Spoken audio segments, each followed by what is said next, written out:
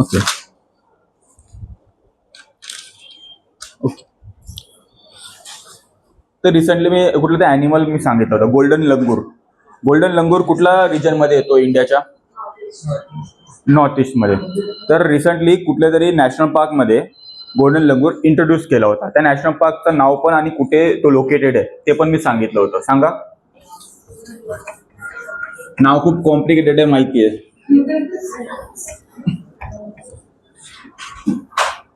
सांगा. Okay okay चालेल. ठीक आहे. अच्छा.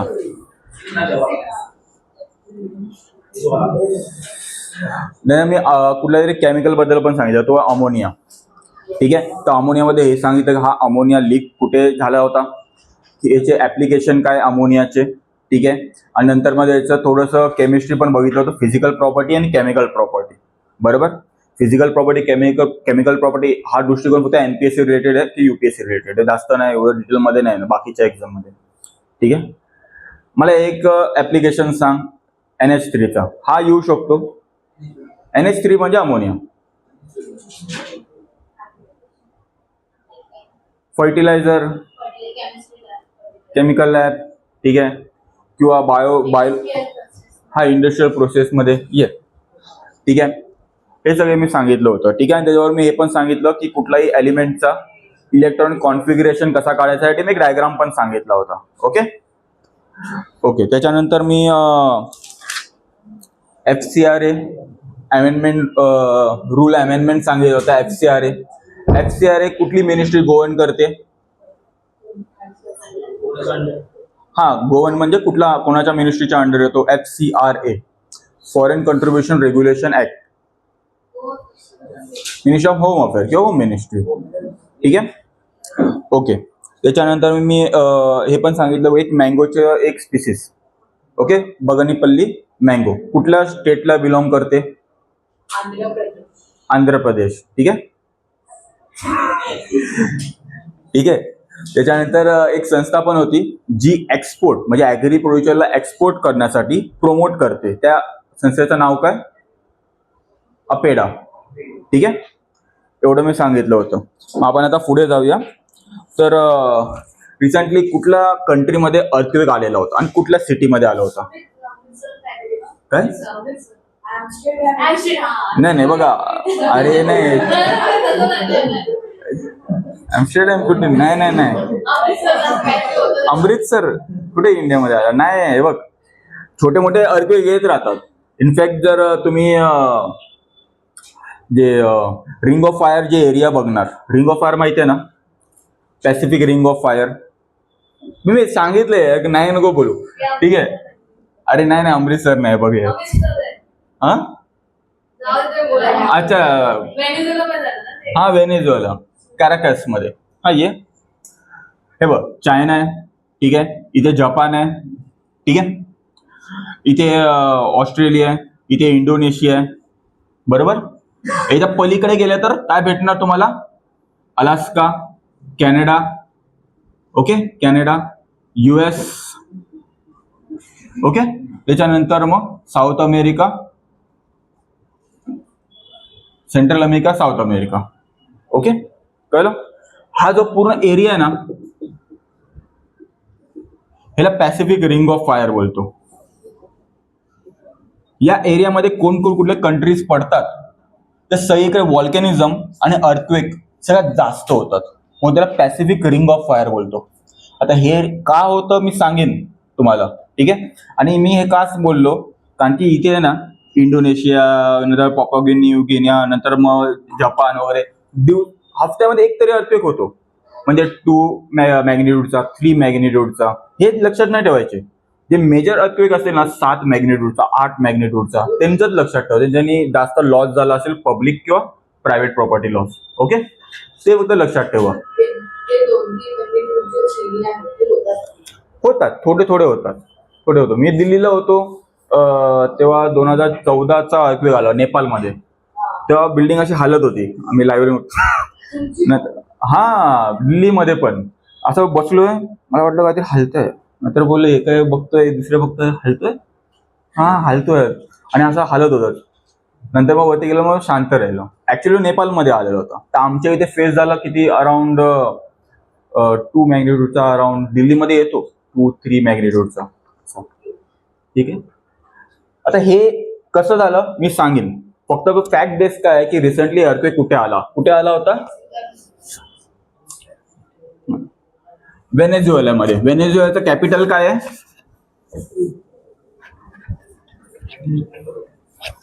सांगा, काराकॅस. ठीक आहे. ओके. आता अर्थक्वेकचा मॅग्निट्यूड लक्षात ठेवा, मी बरोबर कॉन्सेप्ट क्लिअर करेन. किती मॅग्निट्यूडचा अर्थक्वेक होता, 7.2 to 7.5. हा मॅग्निट्यूड कशामध्ये करतो आपण, रिक्टर स्केलमध्ये.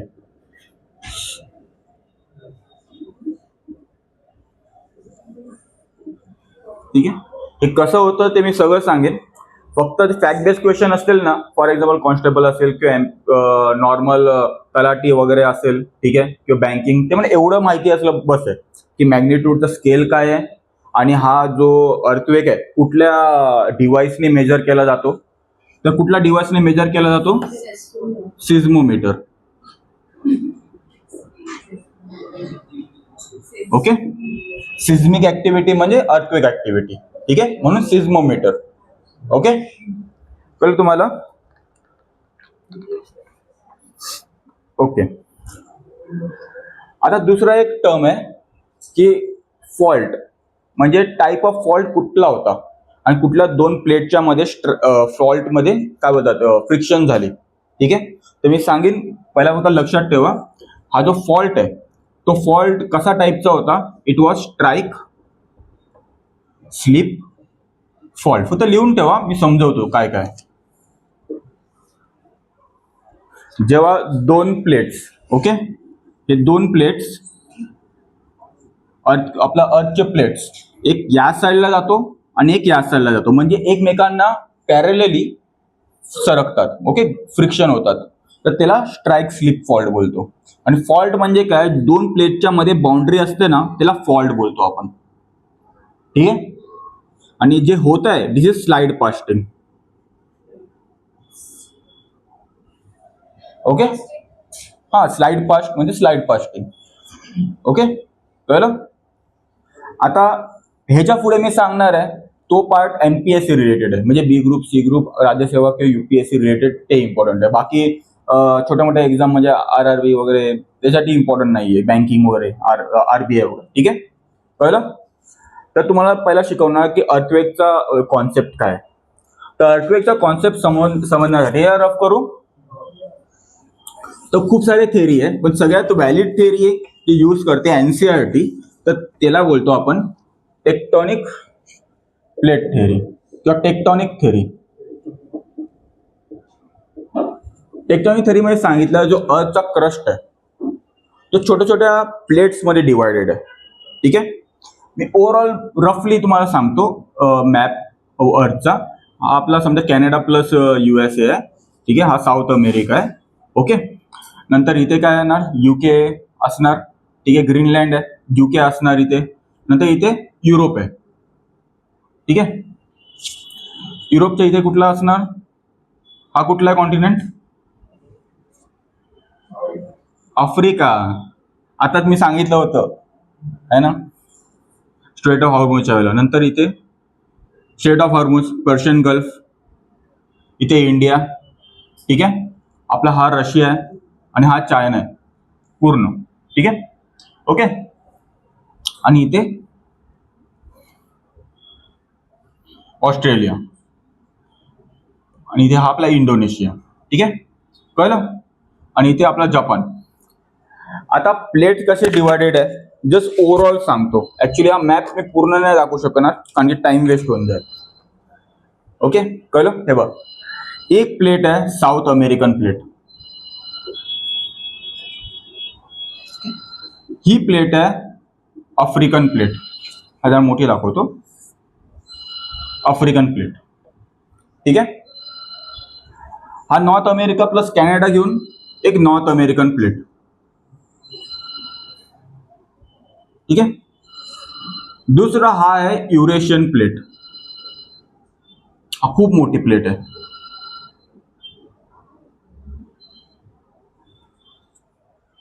हा कुठून? हा युरेशियन मी लिहितो तो. Eurasian, Europe plus Asia, Eurasian. Okay, north American, south American, African, Eurasian. ठीक आहे. अर्धा इंडिया आहे ना काश्मीरच्या वरती, तो युरेशियन मध्ये गेला, आणि अर्धा इंडिया काश्मीरच्या खाली तो गेला इंडियन प्लेट मध्ये.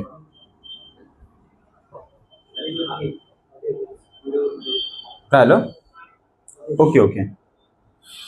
आणि इथून ऑस्ट्रेलिया आणि इंडियन प्लेट पकडून ह्याला बोलतो इंडो ऑस्ट्रेलियन प्लेट.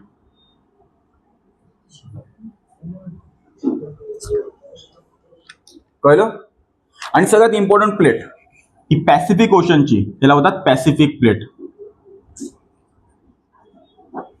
ठीक आहे, इथून ते ही कंटिन्यू आहे. ठीक आहे, कळलं? बघा, प्लेटचे नावं हे लक्षात ठेवणं एमपीएससी साठी एवढं इम्पॉर्टंट नाहीये, प्रोव्हाइडेड द इम्पॉर्टंट प्लेट असेल तर. ठीक आहे. तर हे जे प्लेट बोलतो ना टेक्टॉनिक प्लेट, हे कॉन्स्टंटली मुव्हिंग आहे. कधी कधी काय काय प्लेट आपटतात आहे, काय काय प्लेट दूर जातात आहे, काय काय प्लेट स्लाइड फास्ट होतात आहे. कळलं? ओके. त्या हिशोबाने वेगवेगळे टाईपचे अर्थक्वेक बनतात. ओके, का डाऊट इथपर्यंत? फॉर एक्झाम्पल, उद्या लक्षात ठेवा, लिहू नका. हा इंडो ऑस्ट्रेलियन प्लेट आहे ना, इथे पूर्ण इथे कोलाइड होतोय, आणि म्हणून हिमालय बनतो, आणि याच रिजन मध्ये कंटिन्युअसली अर्थक्वेक असतात. ठीक आहे. दुसरं, ही जी एरिया आहे ना, ही line America, north American plate आणि युरेशियनच्या मध्ये, आणि साऊथ अमेरिकन आणि आफ्रिकनच्या मध्ये, हे दूर जातात आहे, डायव्हर्ज होतात आहे. कळलं? This a diversion plate, diverge होतात आहे. आणि जे पण आपले पॅसिफिक ओशनच्या अराउंड आहे, हा पूर्ण पॅसिफिक प्लेट आणि हे बाकीचे प्लेट हे कन्वर्ज होत आहे, म्हणजे पॅसिफिक प्लेट क्लोज होते. कळलं? हा या साईडला जातात आहे, आणि इकडचे ते या साईडला जातात, आणि पॅसिफिक क्लोज होते. तर काय होते? कोलाइड होतात आहे. कळलं? Converging plate.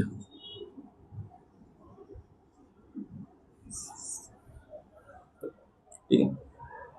आता स्लाइड पास कुठे होतोय? इथे एक छोटासा एक आयलंड आहे, व्हॅन्क्युअर आयलंड ऐकलंय? इकडचा कॅनडाचा? नाही. ठीक आहे. हा जो प्लेट आहे, याला नाव लक्षात नका, जुआन दे फुका प्लेट बोलतो. हा असा जातोय आणि हा असा येतोय, म्हणजे स्लाइड फास्ट होतात. हे 3 बेसिक मेकॅनिझम आहेत दोन प्लेट मध्ये काय काय होत आहे. ठीक आहे. एक एक कन्वर्ज होतात आहे, एक डायव्हर्ज होतात आहे, आणि एक स्लाइड फास्ट होतात आहे. इथपर्यंत काय आलं? ओके, कळलं? आता मी याला रफ करून फक्त 3 टेबल काढतो, कन्वर्जिंग आणि डायव्हर्जिंग आणि स्लाइड फास्टिंग. ठीक आहे, मग तुम्ही लिहून घ्या. एवढं तर काय आलं ना तुम्हाला? ठीक आहे. तर कधी डायरेक्ट क्वेश्चन येतो, म्हणजे सिंपल एक्झाम मध्ये, की टेक्टॉनिक प्लेट थेरी कशाशी रिलेटेड आहे? अर्थक्वेकशी रिलेटेड आहे. ठीक आहे. किंवा असं बोलू शकतो, इंडिया कुठल्या 2 प्लेटच्या मध्ये, हिमालयस कुठल्या 2 प्लेटच्या टकरावामुळे क्रिएट झालेले, असं बेसिक क्वेश्चन येऊ शकतो. ठीक आहे, अशा छोट्या मोठ्या एक्झाम मध्ये. कळलं मला? हे रफ करू पार्ट.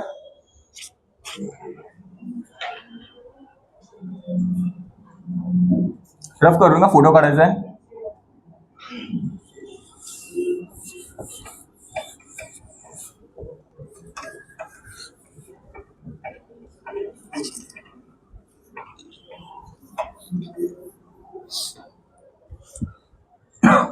तर एक आहे कन्वर्जिंग, इथे मी तो डायव्हर्जन्स, इथे येतो स्लाइड फास्ट. ठीक आहे. काय झालं? कन्वर्जन्स मध्ये कसं दाखवणार तुम्ही? हा प्लेट आणि ही 2 प्लेट एक कन्वर्ज होतात आहे, एकमेकांच्या जवळ येतात आणि कोलाइड होतात. शेवटी काय होणार? कोलिजन. ओके, या प्लेटमध्ये आणि या प्लेटमध्ये. ठीक आहे. डायव्हर्ज मध्ये कसं होणार? 2 प्लेट डायव्हर्ज होतात आहे, एक या साईडला जाणार, एक या साईडला जाणार, बरोबर, वेगळे होणार, लांब जाणार. ठीक आहे, कळलं तुम्हाला? स्लाइड पास मध्ये काय होणार की एक प्लेट स्लाइड पास होणार, एक खाली जाते आणि एक प्लेट वरती जाते.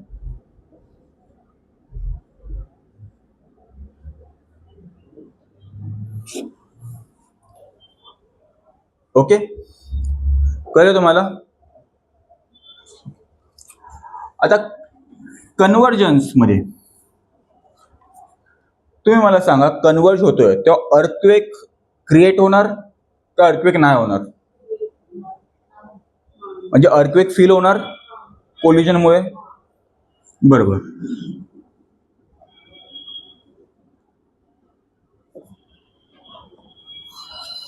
डायव्हर्जन्समुळे अर्थक्वेक तेवढा मॅग्निट्यूडचा फेल होणार काय? इथे लिहितो हाय मॅग्निट्यूड.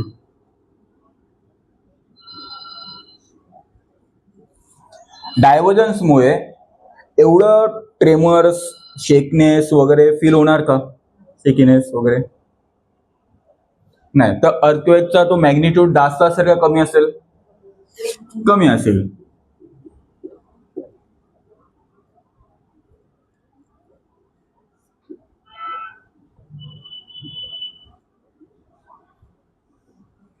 ओके, कळलं? आता स्लाइड पासच्या वेळेला तुम्हीच मला सांगा, ही केस तुम्ही बघितली व्हेनेझुएलाची, ठीक आहे. स्लाइड पासच्या वेळेला मॅग्निट्यूड जास्त असेल का कमी असणार?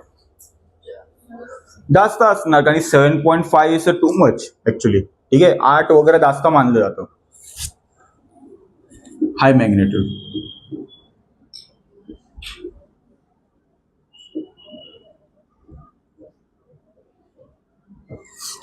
ओके. आता कन्व्हर्जनच्या वेळेला मी तुम्हाला सांगितलं फॉल्टचा अर्थ काय असतो? Boundary between two plates. Okay, ह्याच्या वेळेला काय असणार आहे? जेव्हा जॉईंट होतील तर हे पॉइंट आहे, हा जो लाईन आहे, बॉर्डर आहे, त्याला बोलणार आपण फॉल्ट. ओके, इथे पण फॉल्ट, इथे पण फॉल्ट. आता मला सांगा, या वेळेला जो काय बोलतात फॉल्ट असेल, या फॉल्टला आपण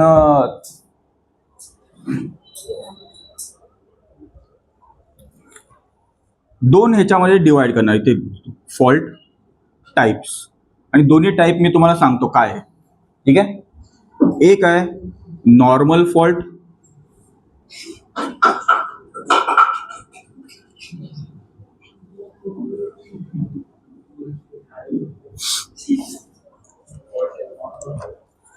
ओके.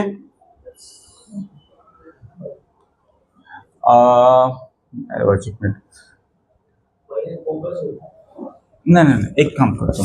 नॉर्मल फॉल्ट इथे असणार, इथे रिव्हर्स फॉल्ट. एक आहे, मी आहे ना डायग्राम तुम्हाला दाखवून सांगतो.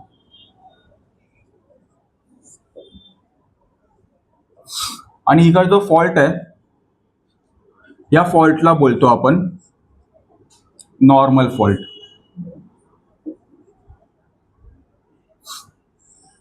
आणि इथे जो फॉल्ट क्रिएट होणार ह्याला बोलतो आपण ट्रान्सवर्स फॉल्ट. आता सगळ्यांना काय होतं डायग्रामॅटिक तुम्हाला सांगतो. रिव्हर्स मध्ये काय होतं, ही जी प्लेट आहे आणि ही जी प्लेट आहे, ठीक आहे, हे कोलाइड होणार, तर ही थोडीशी वर सरकते. ओके, आणि ही थोडीशी खाली जाते, आणि ह्याला आपण बोलतो फोल्डिंग. ही प्लेट समजा दोन गोष्टी आली अशा जवळ, ठीक आहे, फोल्ड तयार झाला, आणि तो माउंटन तयार होतो, याला बोलतो fold mountain. Example, Himalaya is a fold mountain. कळलं? फोल्डिंग होते, आणि या फॉल्टला काय बोलतो आपण? Reverse fault. ठीक आहे, कळलं? काय डाऊट इथपर्यंत? आता डायव्हर्जन्स मध्ये काय होणार तुम्हाला डायग्राम इथे समजवतो. ही एक प्लेट आहे, ही एक प्लेट आहे, ही एक प्लेट आहे, 1 2 3. आता ही प्लेट या साईडला जाते, ही प्लेट या साईडला जाते, ही नॉर्मल प्लेट आहे, ठीक आहे, तिला काय प्रॉब्लेम नाही. तर पुढे काय होणार सांगा? प्लेट सेपरेट होणार किंवा ही प्लेट एकदम खाली जाणार.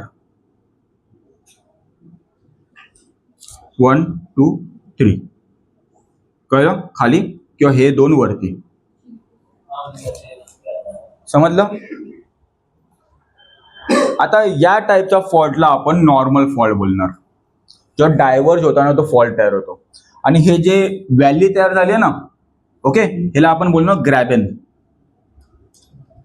आणि हे दोन वरती गेले ना, त्याला बोलतो हॉर्स्ट. हा एक हॉर्स्ट. आणि या टाइप ऑफ माउंटनला बोलतो आपण ब्लॉक माउंटन. इथे झाला फोल्ड माउंटन, ओके, ह्याला बोलतो ब्लॉक माउंटन. इथे लिहितो मी अजून एक डिफरन्स, फोल्ड माउंटन. हा जो झाला तो ब्लॉक माउंटन. ठीक आहे, कळलं. स्लाइड पास्ट मध्ये मला सांगा तुम्ही, हा जो फॉल्टचं नाव आहे ट्रान्सफर फॉल्ट. हे तर तुम्हाला कळालं, ह्याच्यामध्ये पण दिसतो ट्रान्सफर फॉल्ट. पण कुठला माउंटन फॉर्म होणार का ट्रान्सफर्स मध्ये? नाही. ठीक आहे, नाही ते डायव्हर्ज होत आहे, नाही ते कोलॅड होत आहे. कळलं तुम्हाला इथपर्यंत? ओके, ते एवढे डिटेल लक्षात ठेवा, इनफ आहे. ठीक आहे, सांगतो मी. ब्लॉक माउंटनचं एक्झाम्पल सगळ्यात फेमस एक्झाम्पल, ह्याला रफ करू मधल्याला. हा, हॉर्स्ट, HORST. ठीक आहे, हा एक ब्लॉक माउंटन तयार झाला, हा इथे एक ब्लॉक झाला तयार. ओके,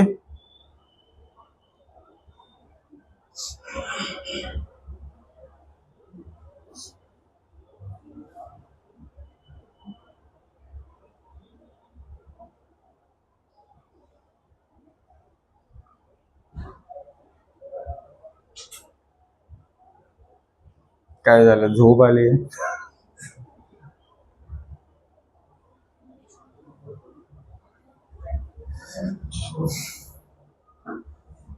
ओके, रफ करू. हा हा हा,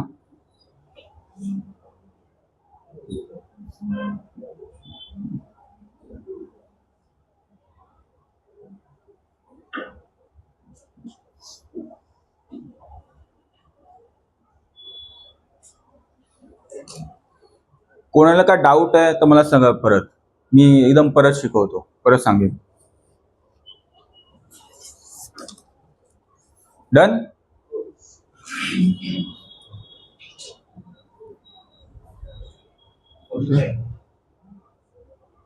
फोटो घेतला तू उदय? मग रफ करू. इथे हे तर रफ.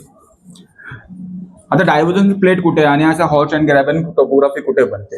ही बनते सगळ्यात फेमस आहे आफ्रिकामध्ये. आफ्रिका, आशिया, बरोबर. आफ्रिका प्लेट आपण असं बोलतो, तिला बोलतो की मोठी प्लेट आहे, पण ऍक्च्युली प्रत्येक मोठी प्लेट आहे छोट्या छोट्या मायक्रो प्लेटने बनलेली असते, छोट्या छोट्या प्लेट. तर इथे एक मायक्रो प्लेट आहे, सोमालियन प्लेट. आणि सोमालिया ना इथे हॉर्न ऑफ आफ्रिका, आणि ही मेजर आफ्रिकन प्लेट. आता ह्याच्यामध्ये कसं आहे की हा या साईडला जातोय, हा या साईडला जातोय. ठीक आहे, आणि या दोघांच्या मध्ये हळूहळू आहे ना व्हॅली तयार होते, आणि तिथे साठतंय पाणी. छोटे छोटे लेक आहे ते या साईडला दिसतील. असं मानलं जातंय काही वेळानंतर हा पूर्ण सेपरेट होणार, आणि हा पूर्ण इंडियन ओशन मध्ये येणार आणि पूर्ण सेपरेट होऊन जाणार. कळलं? हा इथे काय, हे जे माउंटन्स आहे इथे, हे सगळे ब्लॉक माउंटन आहे. हे जे इथे माउंटन आहे हे सगळे ब्लॉक माउंटन आहे. हा आहे तुमची व्हॅली, त्याला तुम्ही ग्रॅबेन बोलतो. कळलं? हा एक फेमस आहे. आपल्या इंडियामध्ये कुठे आहे? सातपुडा रेंज, सातमाळा रेंज, ठीक आहे, हे विंध्या रेंज, हे सगळे ब्लॉक माउंटन आहे. ठीक आहे, कळलं तुम्हाला? माहिती आहे इंडियामध्ये असे माउंटन रेंज आहे, विंध्या आहे, त्याच्यानंतर काय सातपुडा आहे, नंतर सातमाला आहे. ठीक आहे, कळलं ना इथे? तर हे सगळे काय ब्लॉक माउंटन आहे. ह्याच्या दोघांच्या सगळ्यांच्या मधून कुठली जाते? रिव्हर जाते, नर्मदा जाते, तापी जाते. आणि जी व्हॅली आहे रिव्हरची ती झाली तुमची हॉर्स्ट, सॉरी ग्रॅबेन. कळलं? आणि हे जे माउंटन्स आहे हे झाले हॉर्स्ट. कळलं तुम्हाला? इंडियामध्ये पण आहे. एवढं तुम्हाला कळालं? ओके, रफ करू आता.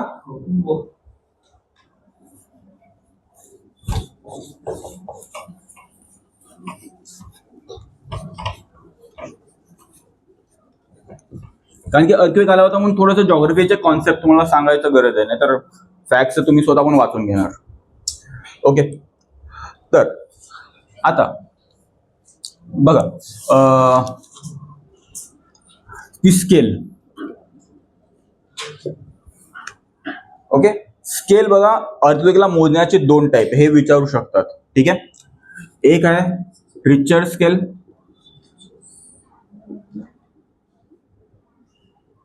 दुसरी आहे मर्कॅली स्केल.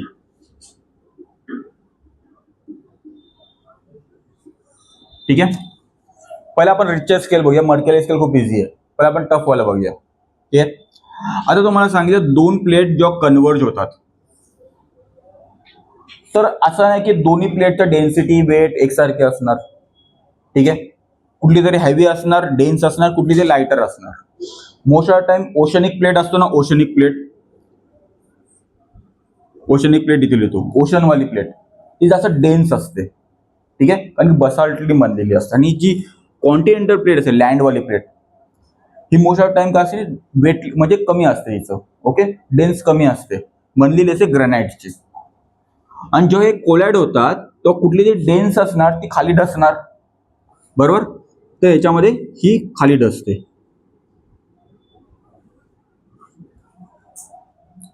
कळलं? खाली डसली. आता इथे काय होणार, क्रॅक होणार, दाबली जाते. आता समजा तुम्ही रबर ओढतात आहे, ठीक आहे, त्याच्यामध्ये तुम्ही एनर्जी स्टोअर होते आपोआप, पोटेन्शियल एनर्जी बोलतो. आणि एकदा रबर तुटला तर फटाकन दोन्ही साईडला लागणार आपल्याला. ओके, ती पण एक एनर्जी आहे आणि ती रिलीज झालेली एनर्जी आहे. कळलं? तसं याच्यामध्ये कन्वर्ज होत होत होत होत एक टाइम येणार की इथे क्रॅक्स वगैरे फॉर्म होतील आणि या क्रॅक्स मधून एनर्जी रिलीज होणार आणि तो तुम्हाला भेटतो अर्थक्वेकच्या फॉर्म मध्ये. कळलं? ट्रेमर्स येतात वरती. कळलं? तर अर्थक्वेक ऍक्च्युअली काय आहे, एक एनर्जी आहे. तर ही एनर्जी केवढी आहे, कुठून आली आहे, हे मोजण्यासाठी सिस्मोमीटर यूज होतो.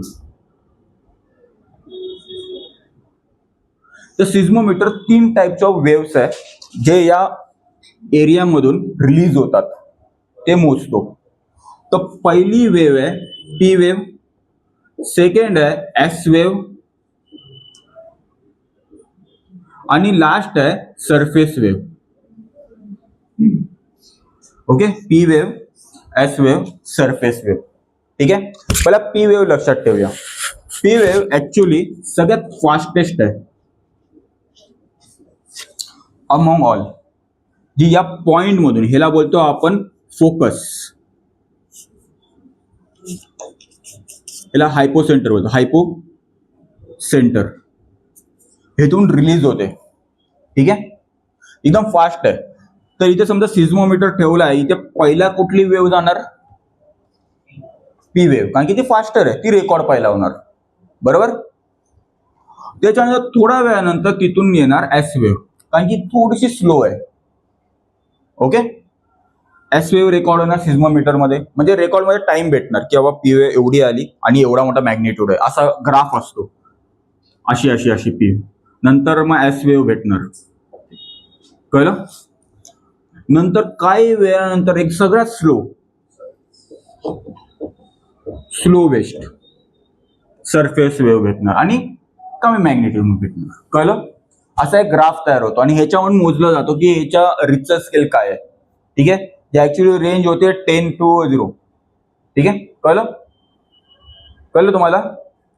आणि पी वेव असतो, लक्षात ठेवा, हा लिक्विड मधून पण आणि सॉलिड मधून पण, दोघांपासून पण स्प्रेड होतो, म्हणजे पास होतो. Okay, can pass liquid and solid phase. कारण की अर्थ गोळा फक्त सॉलिडने बनलेला नाहीये. कळलं तुम्हाला? अर्थ जर तुम्ही असं बघितलं तर वरचा क्रस्ट आहे, हा काय आहे, सॉलिड आहे. आतला कोर आहे, हा आहे सॉलिड. पण हा जो इनर पार्ट आहे त्याला मेंटल बोलतो, तो आहे लिक्विड, लावा. कळलं? मॅग्ना. मॅग्मा. ओके, तर एस वेव्ह फक्त सॉलिड लिक्विड मधून पास नाही होत. ठीक आहे, हे करून ठेवा.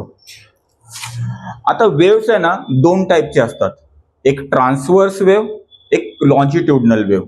लॉन्जिट्युडनल वेव्ह एक सिंपल एकदम एक्झाम्पल चांगला आहे, तो आहे साऊंड वेव्स. जेव्हा आपण बोलतो ना तर एअर आहे ना कंप्रेस होते आणि रेअरफॅक्शन होते, कंप्रेस होते आणि डायव्हर्स होते. कंप्रेस झाले तर असे एकदम जवळ येतील पार्टिकल्स. ओके, डायव्हर्स होतील तर एकदम लांब जातील. ठीक आहे, अजून कंप्रेस होतील तर अजून जवळ येतील. हे अशी आहे ना वेव्ह पास होत राहते, साऊंड वेव्स. ओके, इथे काय येणार, कॉम्प्रेशन, इथे रेअरफॅक्शन, कॉम्प्रेशन रेअरफॅक्शन. ती वेव्ह पण तशीच पास होते. ओके, म्हणून याला लॉन्जिट्युडनल वेव्ह बोलतो.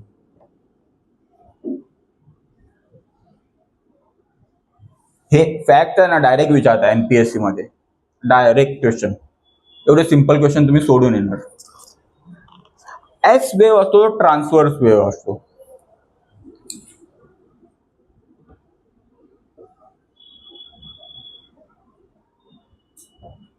ट्रान्सफर वेव्ह कसा असणार, सेम लाईट सारखा. लाईट कशी पास होते, अशी. हा एक वेव्ह झाला, हा एक वेव्ह झाला. कळलं, दिस आर ट्रान्सवर्स वेव्ह. कळलं, काय डाऊट इथपर्यंत? ओके. आणि सरफेस वेव्ह पण ट्रान्सफर वेव्ह असते, पण एवढं लक्षात नका ठेवू. पण पी वेव्ह आणि एस वेव्ह लक्षात ठेवायची जास्त गरज आहे. ठीक आहे, आणि हे कुठला मेजरमेंट येते, रिचर स्केल का मर्करी स्केल मध्ये? रिचर स्केल मध्ये. आणि डिव्हाइसचं नाव काय? सिस्मोमीटर. तर कुठले 3 वेव्ह रेकॉर्ड होतात सिस्मोमीटर मध्ये? सरफेस. आणि तिघांमध्ये डिफरन्स, एवढं तुम्हाला सांगितलं. ओके, कळलं. आता तुम्ही बोलणार मर्करी स्केल काय, ह्याला रफ करू, रफ करू.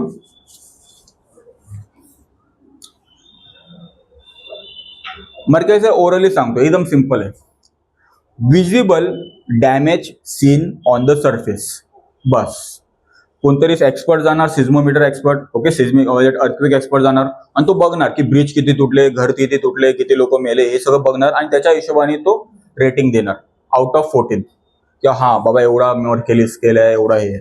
पण ऍक्च्युली काय ह्युमन बायस असतो त्याच्यामध्ये. ठीक आहे, काय काय बोलणार की नाही, काय बरबाद नाही झालं, काय काय बोलणार हा खूप बरबाद झालाय. ठीक आहे, म्हणून रिचर स्केल जास्त ऑथेंटिक मानला जातो, मर्करीला जास्त लक्ष नाही देत. कारण की काय, मर्करी व्हिज्युअल आहे की बाबा किती नुकसान झालंय, बस एवढंच आहे. कळलं तुम्हाला? ओके, रफ करू. ओके, कळलं तुम्हाला. अर्थक्वेक बद्दल थोडंसं मी तुम्हाला सांगितलं ओव्हरऑल जे पण कॉन्सेप्ट आहे. आणि फॅक्ट बेस आहे ते व्हेनेझुएलामध्ये अर्थक्वेक आला होता. आता तुम्हाला कळालं साईड पास्ट बाउंड्री म्हणजे काय वगैरे. ठीक आहे, रफ करू याला. आता तुम्हाला हे सांगितलं होतं अर्थचे किती किती प्लेट्स आहे, आणि हे पण सांगितलं की हे एक स्लाइड स्लिप म्हणजे स्लाइड पास्ट झाले होते हे प्लेट. म्हणजे हा फॉल्ट आहे, हा कुठला टाईपचा आहे, ट्रान्सवर्स फॉल्टचा आहे. ठीक आहे, तर क्वेश्चन असा यूपीएससी विचारू शकतो, एमपीएससी विचारणार जर तुम्हाला यूपीएससी द्यायसारखं वाटलं तर, की कुठल्या 2 प्लेटच्या मध्ये स्लाइड पास्टिंग झाली, त्याच्यामुळे व्हेनेझुएलामध्ये अर्थक्वेक आला. सांगा. हा आपला अमेरिका आहे. ठीक आहे, हा साऊथ अमेरिका आहे, सॉरी आपला सेंट्रल अमेरिका आहे, हा साऊथ अमेरिका आहे. ठीक आहे, तुम्हाला सांगितलं हा एक कुठली प्लेट आहे, साऊथ अमेरिकन प्लेट. ही आहे नॉर्थ अमेरिकन प्लेट. ठीक आहे, आता या कॅरेबियन ओशन मध्ये, कॅरेबियन ओशन आहे, ठीक आहे, इथे वेस्ट इंडिज वगैरे आहे, माहिती आहे ना, प्लेयर्स खूप सारे आयलंड्स आहे, त्याला वेस्ट इंडिज आयलंड बोलतो आपण. तर इथे अजून एक छोटीशी प्लेट आहे, ह्याला बोलतो आपण कॅरेबियन प्लेट. कळलं. आणि कॅरेबियन प्लेट आणि या दोघांमध्ये स्लाइड पास्ट होतो. तर तुम्हाला आता आन्सर विचारतो मी, कुठल्या 2 प्लेटच्या स्लाइड पास्टिंगमुळे अर्थक्वेक आला व्हेनेझुएलामध्ये? तू बोल, बोल बोल, बिंदास बोल, तू बोल. आता मी सांगितलंय कुठल्या 2 प्लेटच्या स्लाइड पास्टमुळे अर्थक्वेक आला, कॅरेबियन आणि साऊथ अमेरिकन प्लेट. कळलं तुम्हाला? ओके, आपण पुढच्या याच्यावर जाऊया, आर्टिकलवर जाऊया. कळलं तुम्हाला एवढं आता? क्लिअर?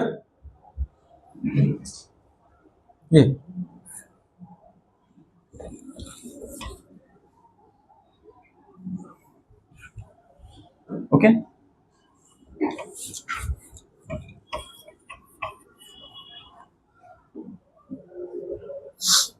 ओके, तर आता एक सिस्टीम होती, त्याला नेत्रा बोलतो.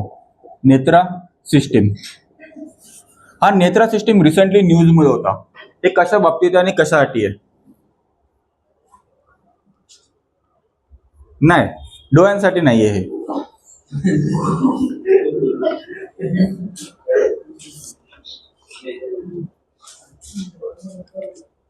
सांगा.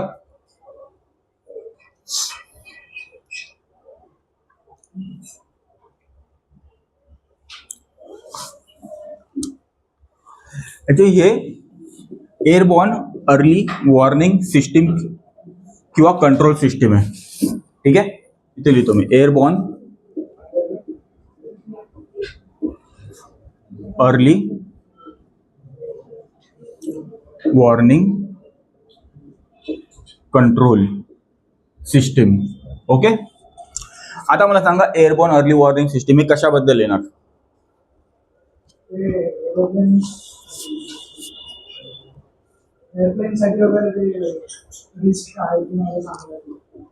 एरोप्लेनसाठी स्पेसिफिकली नाही, पण डिफेन्ससाठी, जेट्स, ओके, फायटर जेट्स वगैरे त्यांच्यासाठी आहे. तर हे एक रडार सिस्टीम आहे. हे जे पण इनकमिंग मिसाइल्स आहे की एनिमी एअर जेट्स आहे वगैरे, हे सगळं ऑलरेडी सांगून देणार. ठीक आहे, that is airborne early warning system. कळलं तुम्हाला? आणि हे कोणी क्रिएट केलं, म्हणजे कोणी बनवलं हे?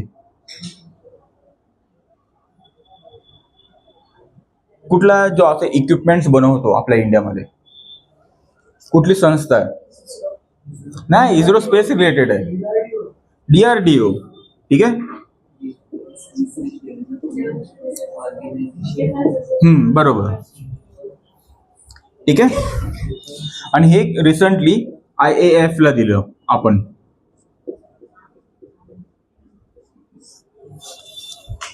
इंडियन एअरफोर्सला दिलं. ठीक आहे, कळलं तुम्हाला?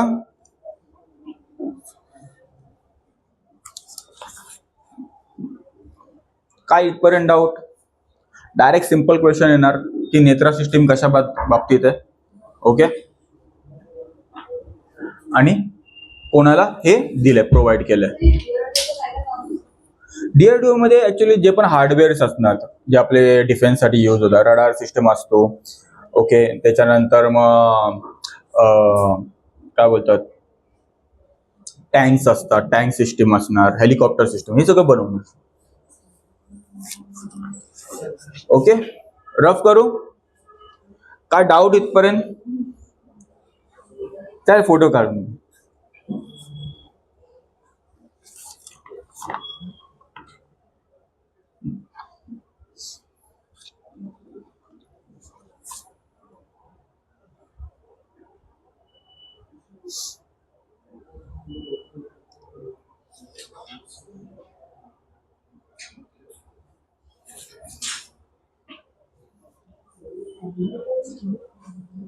ओके,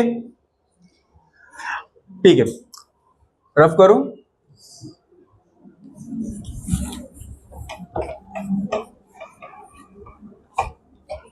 आता तुम्ही ओला उबरनी तर ट्रॅव्हल केला असणार.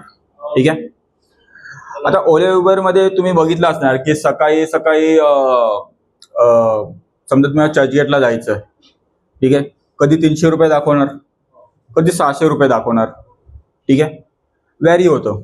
आणि कधी कधी समज नाही, आपण तुम्हाला विश्वास नाही होणार, थोडं सिंपल एकदम स्वस्त प्राइस पण दाखवणार इथून ते चर्चगेट. ठीक आहे, पण प्रॉब्लेम काय होतो, हा जो ऍग्रिगेटर आहे, ऍग्रिगेटर म्हणजे जे कार ऍग्रिगेटर्स असतात, कॅब ऍग्रिगेटर्स म्हणजे युबर, ओला, ठीक आहे, रॅपिडो वगैरे, हे सगळे, ही जी कंपनी असते ही कोणाबरोबर लिंक केली असते, जे नॉर्मल ड्रायव्हर्स आहे आणि ते कार ओनर्स आहे. आणि समजा त्यामध्ये 500 रुपये दाखवले अमाऊंट. आता हे 500 अमाऊंट किती कमिशन जाणार युबरला आणि किती त्या ड्रायव्हरला भेटणार, म्हणजे जो कार ओनर आहे त्याला भेटणार, हे माहिती नसतं आपल्याला. ओके, मॅक्झिमम टाइम काय होतं, युबर जास्त शेअर घेऊन टाकतो आणि याच्यावर होते इनजस्टिस. कळलं, असं होतं. आणि कधी मोस्ट ऑफ टाइम काय होतं, आपण कॅन्सल पण करतो आणि कॅन्सल करायचं रिझन पण आपण बोलतो ड्रायव्हर बरोबर लेट नाही आला वगैरे. ठीक आहे, मग याच्यावर अजून पेनल्टी. ठीक आहे, आणि बोलतो स्टार रेटिंग पण असते. आणि स्टार रेटिंग याला बरोबर कळत नाही कोणी किती रेटिंग दिली आहे आणि कशी रेटिंग दिली आहे. ती ओपेसिटी असते. तर या ऍग्रिगेटरच्या अगेन्स्ट ऍग्रिगेटरला कॉम्पीट करण्यासाठी तर आपल्या गव्हर्नमेंटनी आता नवीन टॅक्सी सिस्टीम आणलंय, त्याला बोलतो आपण भारत टॅक्सी. हा नाही, सगळीकडे आता ओव्हरऑल होणार आहे. भारत टॅक्सी ओव्हरऑल इंडियामध्ये होणार आहे. भारत टॅक्सी. ठीक आहे,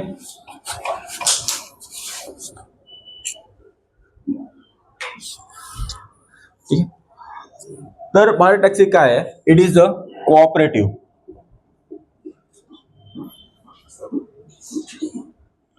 इंडियन टॅक्सी प्लॅटफॉर्म. कोऑपरेटिव्हचा अर्थ काय होतो, कोऑपरेटिव्हचा अर्थ काय होतो,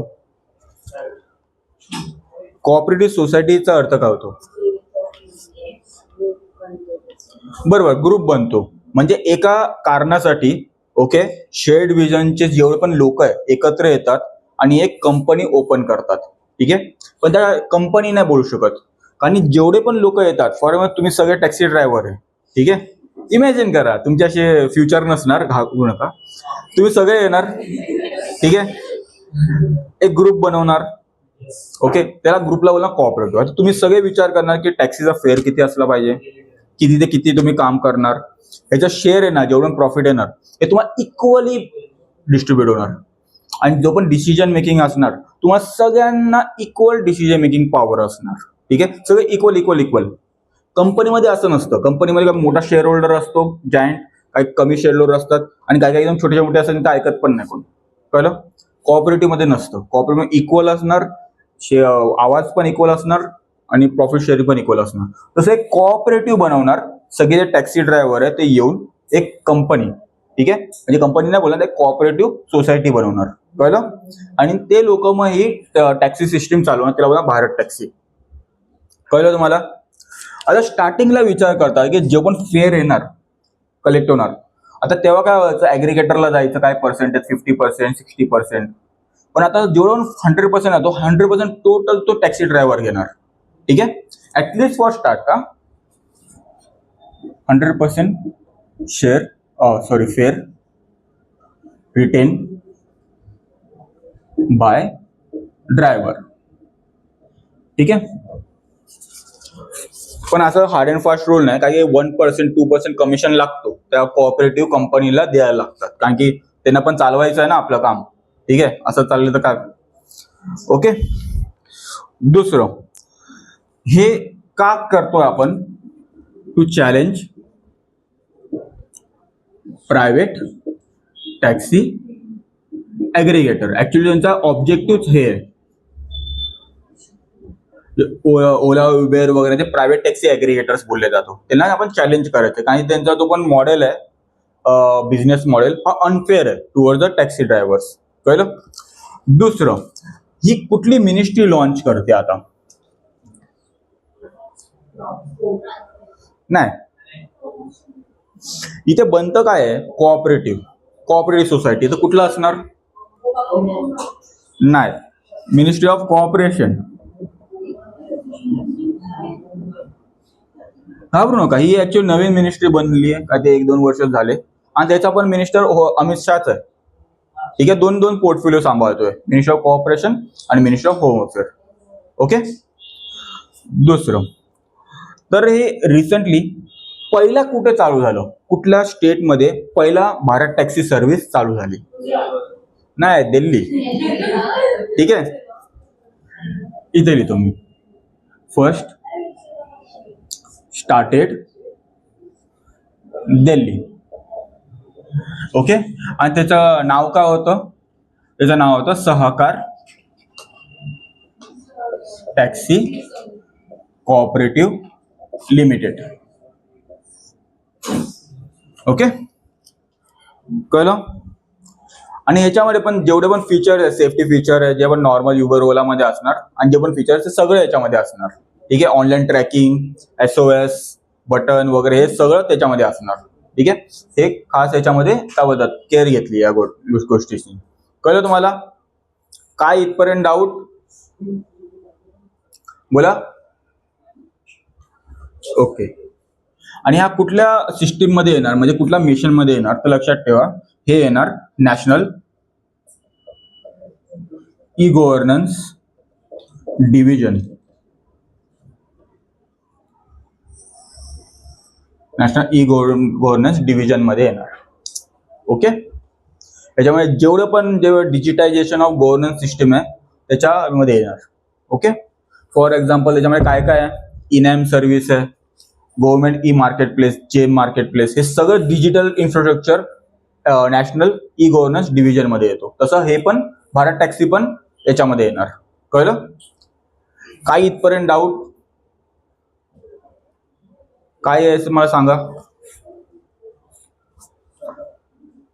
डन? ओके, रफ करू.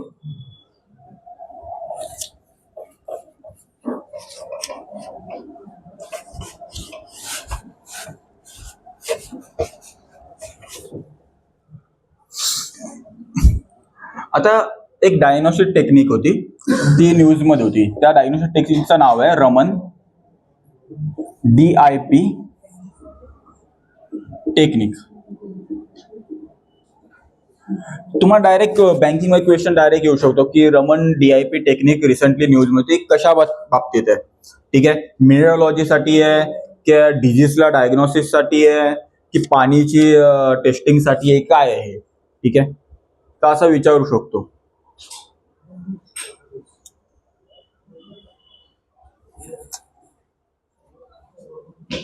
बोला.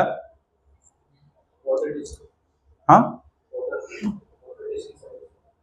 नाही, स्पेसिफिकली वॉटर टेस्टिंग ही न्यूज मध्ये होती फॉर TB डायग्नोसिस.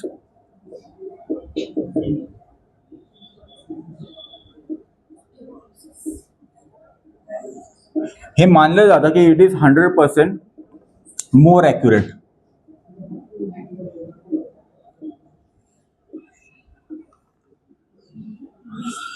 ओके,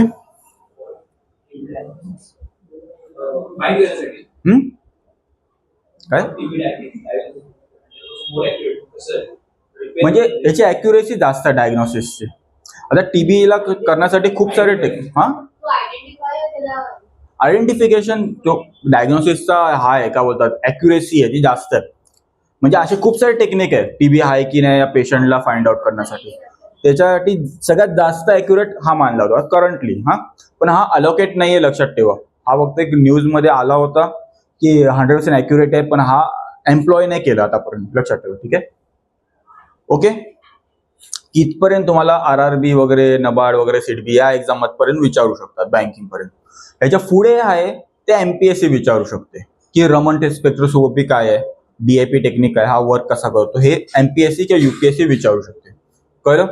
आता रमन स्पेक्ट्रोस्कोपी बद्दल कोणाला माहिती आहे? कोण सायन्सचा स्टुडंट आहे?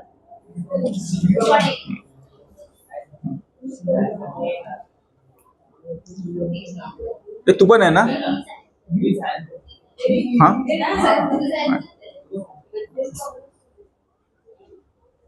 तू तू अच्छा अच्छा, जाऊ द्या. बघा, दोन फेनोमेना होतात जेव्हा इथे एक ग्लास आहे, ठीक आहे, काचेचा ग्लास आहे, इथे लिक्विड आहे. ओके, कुठला तरी सोल्युशन आहे, बरोबर. आता इथून एक मोनोक्रोमॅटिक लाईट येते. मी ते लिहितो मोनो. शांतपणे ऐका काय आहे. मोनोक्रोमॅटिक लाईट म्हणजे आपली नॉर्मल लाईट असते, ही मिक्सचर ऑफ लाईट असते. ठीक आहे, व्हिप गिअरचे सगळे 7 लाईट असणार, प्लस थोडंसं UV असणार, ठीक आहे, थोडंसं आयर असणार, सगळं मिक्स आहे. मोनोक्रोमॅटिक मध्ये एकाच वेव्हलेंथची लाईट, प्युअर लाईट, कुठली तरी प्युअर लाईट समजा आली, लॅम्बडा म्हणजे वेव्हलेंथचा सिम्बॉल आहे लॅम्बडा. आता ह्याच्यामध्ये वेगवेगळे पार्टिकल असणार या सोल्युशनचे, है ना. आता इथे जाणार, आता ही स्कॅटर होणार लाईट, बरोबर. समजा या पार्टिकलला मोठा करून बोलतो, हा स्कॅटर झाली, ही इथे गेली, ही इथे गेली, ही इथे गेली, ही इथे गेली, ठीक आहे. खूप सारे लाईट असे रेस स्कॅटर झाले. आता दोन केस होऊ शकतात. हा जो स्कॅटरिंग आहे हा आयदर इलॅस्टिक असू शकतो किंवा इन इलॅस्टिक असू शकतो किंवा नॉन इलॅस्टिक बोला. इलॅस्टिक म्हणजे काय, जी वेव्हलेंथ इन्सिडेंट लाईटचा होता, ठीक आहे, समजा लॅम्बडा 1 काही पकडा, तर तुम्हाला 400 नॅनोमीटर पकडतो, ठीक आहे. 400 नॅनोमीटर ही वेव्हलेंथ होती या लाईटची, ठीक आहे. आता स्कॅटर झाली ना, तर नॉर्मली काय पाहिजे, हिची पण 400 नॅनोमीटरच पाहिजे, बरोबर. स्कॅटर झाली आहे, काय जास्त काय झालं नाहीये, कळलं. इथे बघ, स्कॅटर झाली आहे, तर ही जी स्कॅटर लाईट आहे हिची पण समजा 400 असेल, ह्याची पण 400 असेल, बरोबर. म्हणजे जी स्टार्टिंगची लाईटची होती ती एंडच्या लाईटची आहे, स्कॅटर लाईटची आहे. ह्याला आपण बोलतो इलेक्ट्रिक स्कॅटरिंग. ओके, काय फरक नाही पडला, ठीक आहे. ओके, ह्याला दुसरं नाव आहे रेले स्कॅटरिंग. हे क्वेश्चन विचारतात ना एमपीएससी मध्ये, तुम्ही बोलणार हे नाही वाचलं मी कसं झालं माझ्या बरोबर, असं नाही चालणार. एमपीएससी जास्त करून बायस्ड ना सायन्सच्या स्टुडंटसाठी आहे, खरं बोलतो. 25 क्वेश्चन तर सायन्सचे असणारच, ते 25 माझ्यासारखे फुलच काढतील, ठीक आहे, सोडणार नाही पण, चाटून घेतील पूर्ण, ठीक आहे. मग तुम्ही मला कॉमर्सचे आहे काय झालं, पण तुम्हाला जस्ट सांगतोय, ठीक आहे, कळलं. आता इनइलेस्टिक काय होणार, कधी कधी ही जी लाईट आहे या मॉलिक्युलवर इंटरॅक्ट करणार, कधी कधी मॉलिक्युल आहे ना ऍब्झॉर्ब करणार ह्याची एनर्जी, ऍब्झॉर्ब करणार हा मॉलिक्युल. ओके, जसा एनर्जी ऍब्झॉर्ब करणार तर ही लाईटची एनर्जी कमी असणार. एनर्जी कमी म्हणजे वेव्हलेंथ जास्त आहे ना, तुम्हाला स्पेक्ट्रम मध्ये सांगितलं होतं. तर समजा हा 400 आहे, हा समजा 500 झाला. ओके, कळलं. आता कधी कधी हीच वेव्हलेंथ हीच लाईट या मॉलिक्युल काय करणार, हा आता ऍब्झॉर्ब केलेली होती, आता हा देणार, हा मॉलिक्युल या लाईटला अजून एनर्जी देऊन टाकणार, तेव्हा घे, ठीक आहे. तर ही जी लाईट आहे ह्याची वेव्हलेंथ कमी होणार का जास्त होणार, कमी होणार, म्हणजे समजा 300. ओके, मग जेव्हा इन्सिडेंट लाईट जेव्हा स्कॅटर होते त्याची वेव्हलेंथ, स्कॅटर वेव्हलेंथ, ओके, ही वेगळी असते as compare to incident wavelength, त्याला बोलतो आपण इनइलॅस्टिक स्कॅटरिंग किंवा रमन स्कॅटरिंग. कळलं. इलॅस्टिकला रेले बोलतो, इनइलॅस्टिकला रमन स्कॅटरिंग बोलतो. कळलं तुम्हाला. ओके, इथपर्यंत कळलं का, डाऊट लिहून घ्या की फोटो काढा की काय. इलेक्ट्रिक म्हणजे जशी इन्सिडेंट लाईट आहे, इथे येतो इन्सिडेंट आय आणि ही स्कॅटर्ड आहे, S S S S 1 2 3 4. Okay, ही इन्सिडेंट जी लाईट आहे आणि ही जी स्कॅटर्ड लाईट आहे, हे दोघांची वेव्हलेंथ, एनर्जी, फ्रिक्वेन्सी सेम असणार. ओके, म्हणजे ह्याच्यावर काही इंटरॅक्शन झालं नाही, फक्त स्कॅटरिंग झालंय बस वरच्या वर. त्याला बोलणं आपण इलेक्ट्रिक स्कॅटरिंग आणि किंवा रेले स्कॅटरिंग. कळलं. आणि जेव्हा मॉलिक्युल या लाईटशी इंटरॅक्ट करतो, कधी कधी मॉलिक्युल एनर्जी घेतो की मॉलिक्युल एनर्जी ह्याला देऊन टाकतो, तर जी स्कॅटर्ड वेव्हलेंथ आहे किंवा फ्रिक्वेन्सी आहे किंवा एनर्जी ही वेगळी असते. ओके, तेव्हा त्याला बोलतो आपण रमन स्कॅटरिंग किंवा इनइलॅस्टिक स्कॅटरिंग. इनइलॅस्टिक म्हणजे कसं, तुम्ही काय बोलतात, क्लेला ओढलं आणि सोडलं तसाच राहणार, परत थोडी येणार क्ले आपला. पण रबरला ओढलं आणि सोडलं तर परत रबर आपल्या जागेवर परत येणार. कळलं, कारण की रबर इलॅस्टिक आहे, क्ले इनइलॅस्टिक आहे. ओके, सेम तसं याच्यावर होत आहे. ओके, आणि याच्यामुळे रमन, सीव्ही रमनने आपल्याला केलेलं हे फाइंड आउट, सीव्ही रमन. आणि ते पण बिफोर इंडिपेंडन्स, म्हणजे 1918 का 19च्या वेळेला. आणि तेव्हा त्यांना नोबेल प्राइज पण भेटलेलं याच्यामुळे. कळलं तुम्हाला? ओके. रिलीज पण करू शकते. ठीक आहे.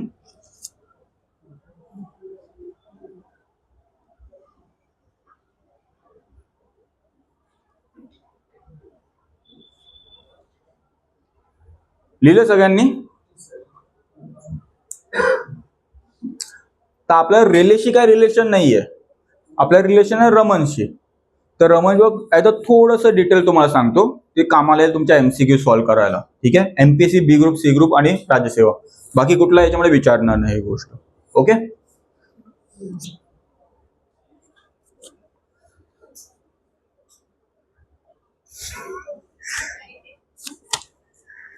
तिला स्पेसिफिकली बँकच पाहिजे असं वाटतं कधी, म्हणून तिला सारखं जस्टिफाय करायला लागतं, हे बँक साठी आहे, हे MPSC साठी आहे.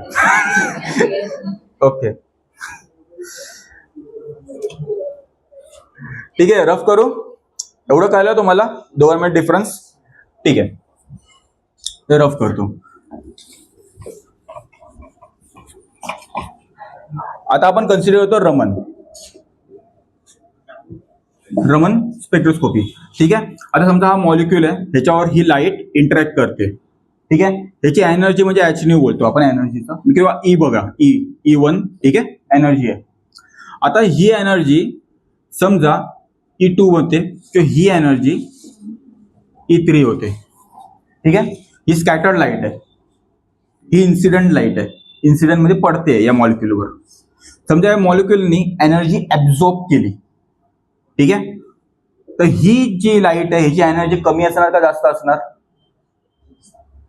एनर्जी ऍब्झॉर्ब केली ह्याची कमी असणार. ठीक आहे.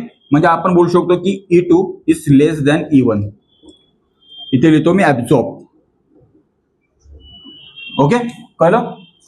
आता ह्याच्या बाबतीत काय होतंय, सेम लाईट आहे, सेम वेव्हलेंथची आहे वगैरे, पण कधी कधी ही जो मॉलिक्यूल आहे हा एनर्जी ह्याला देऊन टाकतो या लाईटला, तर ही एनर्जी वाढलेली असते, तर आपण बोलतो E3 is more than E1. कळलं तुम्हाला? आता एक डिव्हाइस आहे जो रमन स्पेक्ट्रोस्कोपीच्या आधारे बनवला, त्याला आपण रमन स्पेक्ट्रोस्कोप. ठीक आहे. त्या मेथडला होतं रमन स्पेक्ट्रोस्कोपी. ह्याच्याने हा जो मॉलिक्यूल कुठल्या कंपाऊंडचा आहे, ओके, हे फाइंड आउट करतो. कारण की प्रत्येक मॉलिक्यूलचा आपला स्वतःचा एक स्पेक्ट्रम असतो आणि तो एक आयडेंटिटी कार्ड बनतो की ज्याच्याने मॉलिक्यूल काय आहे हे ओळखलं जातं. ठीक आहे. समजलं तुम्हाला? म्हणून हा मेथड आपला क्वांटिटेटिव्ह एक्झामिनेशन साठी होतो, म्हणजे काय आहे हे डायग्नोज करण्यासाठी. ठीक आहे. तर जेव्हा एनर्जी कमी होते म्हणजे ऍब्झॉर्ब केली आहे, तेव्हा एक लाईन भेटते, त्याला बोलतो आपण स्टोक्स लाईन. म्हणजे समजा आता ग्राफ असेल ना, तर स्टोक लाईन भेटणार. ठीक आहे. आणि जेव्हा एनर्जी कमी होते, एनर्जी वाढते याची, त्याला बोलतो आपण अँटी स्टोक लाईन त्या स्पेक्ट्रोस्कोप मध्ये. आणि प्रत्येक कंपाऊंडची अँटी स्टोक लाईन वेगळी असते. कळलं तुम्हाला? ह्याच्याने मॉलिक्यूल काय आहे हे कळलं जातं. एवढं तरी तुम्हाला कॉन्सेप्ट कळाला? हे डायरेक्टली विचारू शकतात की जेव्हा एनर्जी ऍब्झॉर्ब होते तेव्हा स्टोक लाईन भेटतो, जेव्हा एनर्जी रिलीज होते तेव्हा अँटी स्टोक लाईन होतो. Which of the statements are wrong, which of the statements are right, असं MPSC जनरली विचारतो. ओके. परत एक्सप्लेन करू. ओके. हा E1 ही एनर्जी हा मॉलिक्यूल ऍब्झॉर्ब करतो. ही जी मग ही लाईटची जी एनर्जी असेल ही ऑब्व्हियसली कमी असणार कारण की याने ऍब्झॉर्ब केली, तर ही एनर्जी कमी असणार, म्हणून E2 is less than E1. पण कधी कधी हा मॉलिक्यूल स्वतः या लाईटला एनर्जी देऊन टाकतो. हा सेकंड, तेव्हा E3 ची एनर्जी कोणी जास्त असणार. हा हा.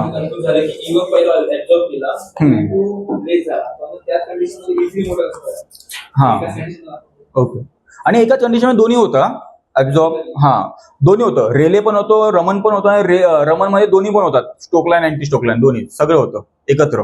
पण प्रत्येक कंपाऊंडला वेगळे वेगळे मॅग्निट्यूडनी होतं हे. ठीक आहे. कळलं तुम्हाला इथपर्यंत? आता इथपर्यंत इम्पॉर्टंट आहे, ठीक आहे. आता मी जे सांगतोय ना ते इम्पॉर्टंट नाहीये, चला ऐका. हा जा रफ करू याला. हा लिहितोय, अच्छा लिह.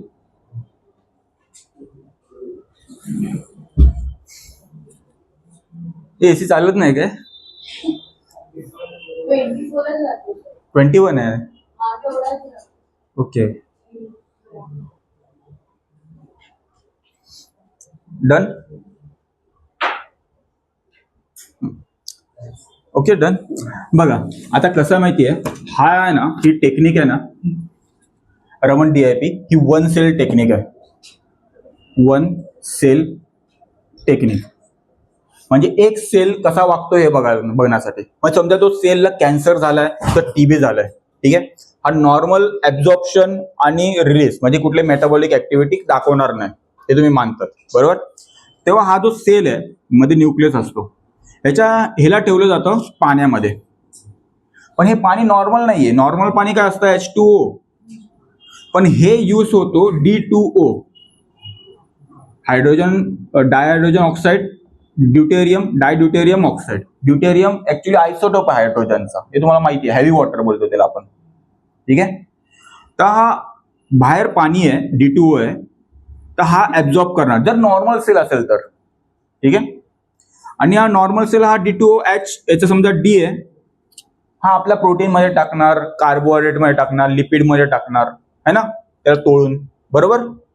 जसं आपण फूड खातो त्याला पण तोडतो आणि आपल्या सेल्स मध्ये जातात, तसं हे पण कामाला करणार, बरोबर. तसं रमन स्पेक्ट्रोस्कोपीनी ही लाईट पास करून बघितलं जातं की या D2O ची जी नॉर्मल अँटीस्टोक आणि स्टोक लाईन आहे भेटते का. तर समजा भेटली या सेलची म्हणजे समजा नॉर्मल आहे. समजा नॉर्मल नाहीये, हे ऍब्झॉर्ब नाही करत आहे पाणी, ठीक आहे, D2O म्हणजे हा ऍबनॉर्मल सेल आहे आणि याची अँटीस्टोक लाईन काहीच भेटणार नाही. कळलं तुम्हाला. हे बघितलं की नॉर्मल वर्किंग आहे की ऍबनॉर्मली वर्किंग आहे. ओके, बस एवढं इम्पॉर्टंट नाही आहे, ते जस्ट समजवण्यासाठी सांगतो. काय डाऊट इथपर्यंत? ओके, तर लक्षात ठेवा, it is based on Raman spectroscopy for TB diagnosis आणि कॅन्सर वगैरे ह्यांना पण यूज होऊ शकतो. पण लक्षात ठेवा बायोलॉजिकल डायग्नोसिस साठीच आहे, मेडिकल डायग्नोसिस साठी, ठीक आहे. It is bound to be 100% accurate आणि हा वन सेल टेक्निक आहे. ओके, सिंगल सेल टेक्निक आहे, वन सेल टेक्निक बोलतो त्याला. ओके, काय डाऊट बोला.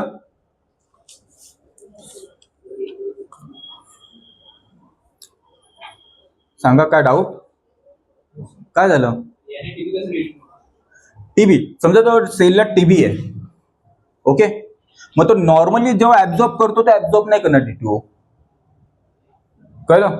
तो TB वाला सेल असेल तर, म्हणून ते आपल्याला कळणार रमन स्पेक्ट्रोस्कोपीने. तर नॉर्मल सेल आहे तर D2O याच्यामध्ये आला आणि D2Oचा जो नॉर्मल स्पेक्ट्रम आहे तो दिसणार. तर D2O नाही येत आहे म्हणजे याचा स्पेक्ट्रम D2Oचा नाही भेटणार, म्हणजे हा नॉर्मल सेल नाही, ऍब्झॉर्ब नाही करत आहे, नॉर्मली काम नाही करत आहे, कळलं. ओके, रफ करू.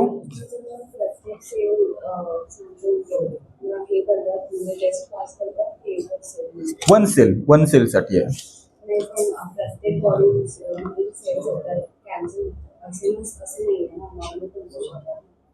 म्हणजे कुठला सेल नॉर्मल पण असू शकतो.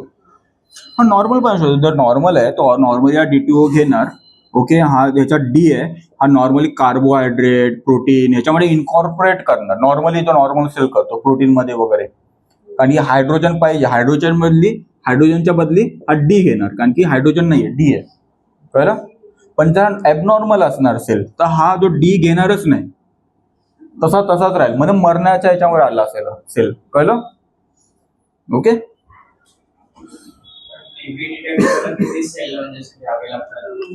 एक सिंगल सेल साठी आहे, सिंगल सेल टेक्निक आहे.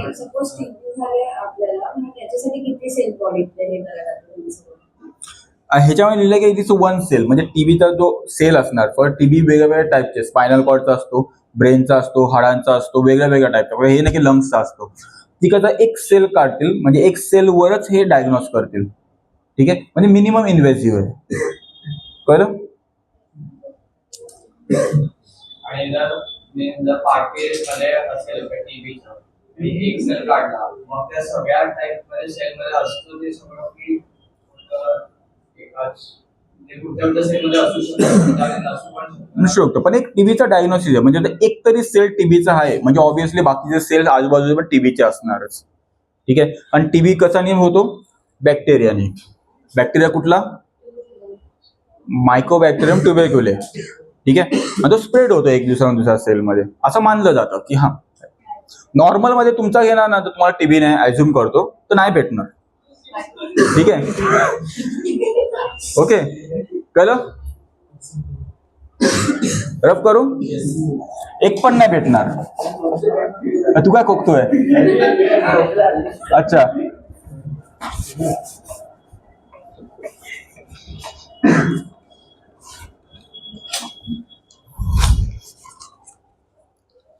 ओके ठीक आहे. आता एक स्कीम होती तर तुम्ही कन्फ्यूज नका हो. Central government central government health scheme ही रिसेंटली न्यूज मध्ये होती. तर हे कोणासाठी आहे आणि काय कव्हर करतं बस एवढंच विचारलं जाणार. कारण तुम्हाला असं नाव असं वाटलं की सेंट्रल गव्हर्नमेंट हेल्थ स्कीम, असं वाटेल की सेंट्रल गव्हर्नमेंटने हेल्थ स्कीम काढली नॉर्मल लोकांसाठी है ना, असंच वाटेल. त्याचं आयुष्यमान भारत योजना वगैरे असं. ठीक आहे. पण ऍक्च्युली ही फक्त सेंट्रल गव्हर्नमेंट एम्प्लॉईसाठीच आहे. ठीक आहे.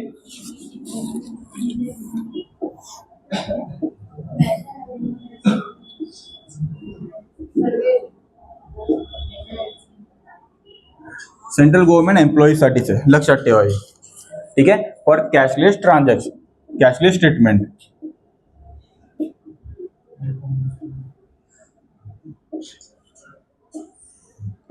आणि ह्याच्यामध्ये लक्षात ठेवा हेच नाही की ॲलोपॅथी आहे, त्याच्या वेगवेगळे टाईपचे मेडिकल सिस्टीम आहे इन्क्लुडेड आहे, म्हणजे आयुर्वेदा, नॅचरोपॅथी वगैरे सगळं इन्क्लुडेड आहे. Okay. Different system of medicines included. ठीक आहे. एवढं डिटेल इनफ आहे. ठीक आहे.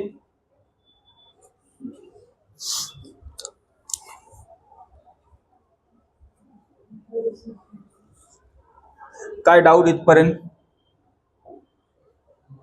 काय डाऊट?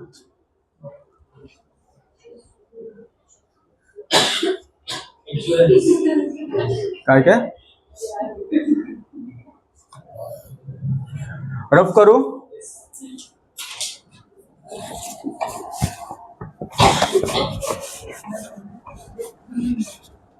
तर रिसेंटली एक नाव होतं ते आहे PS लेस्पवार. PS लेस्पवार हे काय आहे? डायरेक्टली क्वेश्चन येऊ शकतो की हे रिसेंटली न्यूज मध्ये होतं नाव. हे काय आहे? रॉकेट आहे, वेपन आहे, गन आहे की काय आहे? काय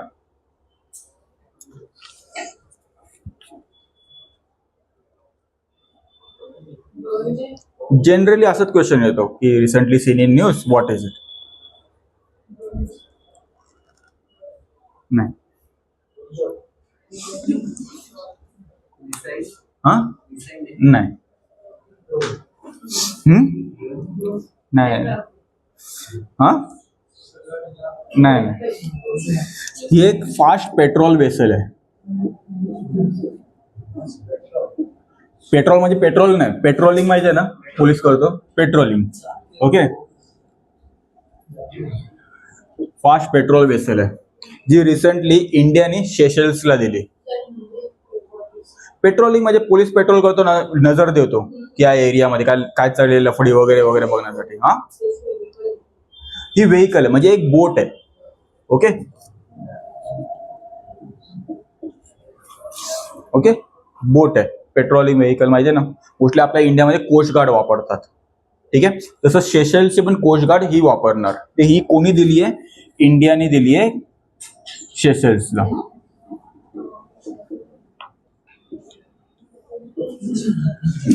ठीक आहे. आणि ही बिल्ड कोणी केली आहे? गोवा शिपयार्ड. तर रिसेंटली आपले प्राईम मिनिस्टर तिकडे गेले होते सेशल्सला, तेव्हा गिफ्ट केली.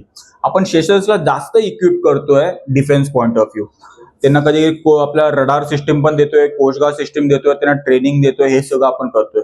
का एवढी गरज आहे सेशल्सला एवढं एम्पॉवर करायची, का गरज आहे आपल्याला? क्वेश्चन येऊ शकतो तुम्हाला की सेशल्सचं लोकेशन कुठे आहे. ते फॉलोइंग आयलँड्स आहे, त्या नॉर्थ टू साऊथ अरेंज करा. तर मला सांगा सेशल्स कुठल्या कॉन्टिनेंटचा पार्ट आहे? सांगा. काय झालं? काय झालं? काय झालं?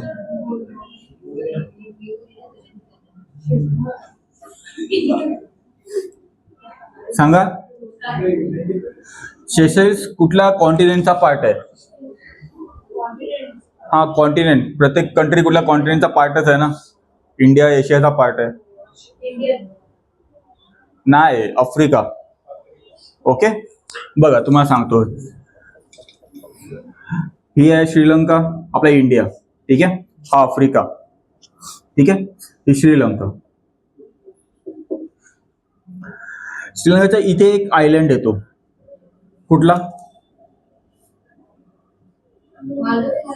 मालदीव्स, बरोबर, ठीक आहे. इथे एक आयलंड येतो मोठा. नाही, इथे त्याच्यावर एक ॲनिमेटेड मूवी पण आहे, मॅडेगास्कर.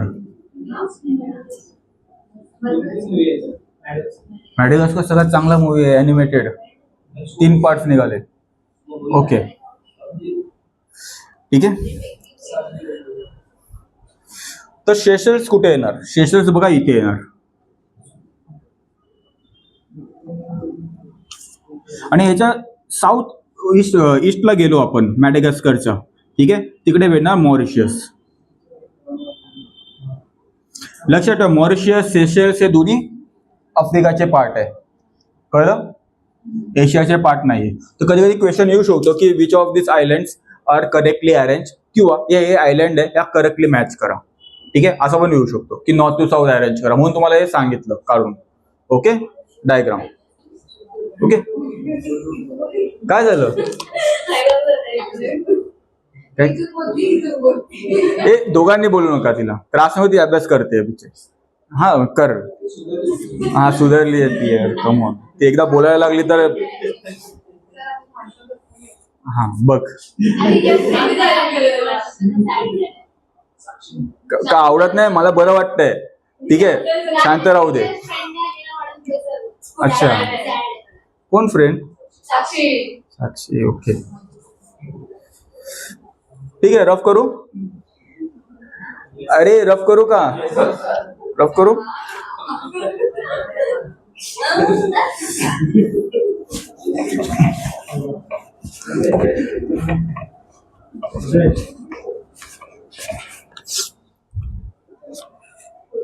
ठीक आहे. एक फायनल आपण करूया, त्याच्यावर पॉलिटी चालू करूया, ठीक आहे. ते एक वर्ड होता, ऍक्च्युली साऊथ इंडियन वर्ड आहे, ठीक आहे.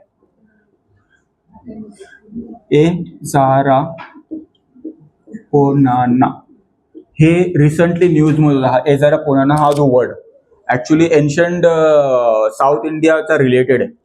हा काय आहे आणि रिसेंटली न्यूज मध्ये सारखा सारखा होता हा वर्ड? सांगा मला.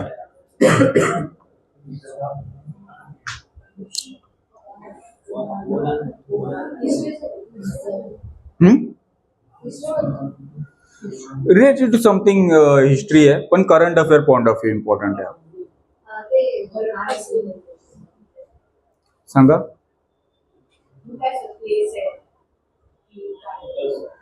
थिंग आहे, समथिंग आहे. नाही, हे बघा, साऊथ इंडियामध्ये एक टेम्पल आहे, ठीक आहे. त्या टेम्पलमध्ये राजा लोक डोनेशन द्यायचे पहिलं, ठीक आहे. जे पण साऊथ इंडियन टेम्पल आहे ना, ते राजावर डोनेशन द्यायचे. आणि ते डोनेशन मोस्टली खूप प्रेशियस असायचं, डायमंड, गोल्ड वगैरे हे, ठीक आहे. तर एक डोनेशन होता एझारा पोनाना, म्हणजे एक 7+½ गोल्ड एलिफंट. गोल्ड एलिफंटचे फिगराईन्स म्हणजे मूर्ती आहे. ठीक आहे, खूप मोठे मोठे होते.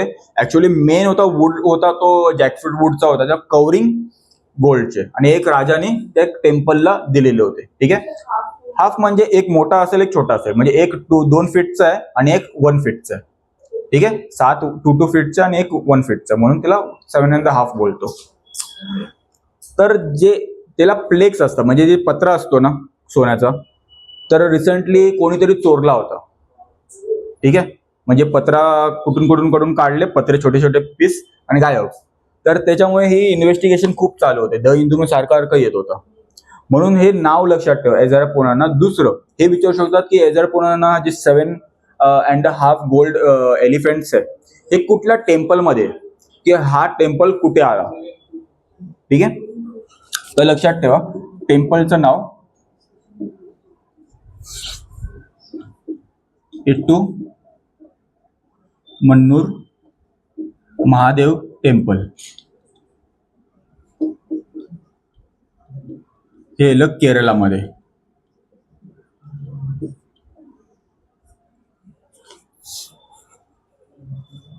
ठीक आहे, इथून गायब झालं होतं. कळलं तुम्हाला इथपर्यंत? ओके.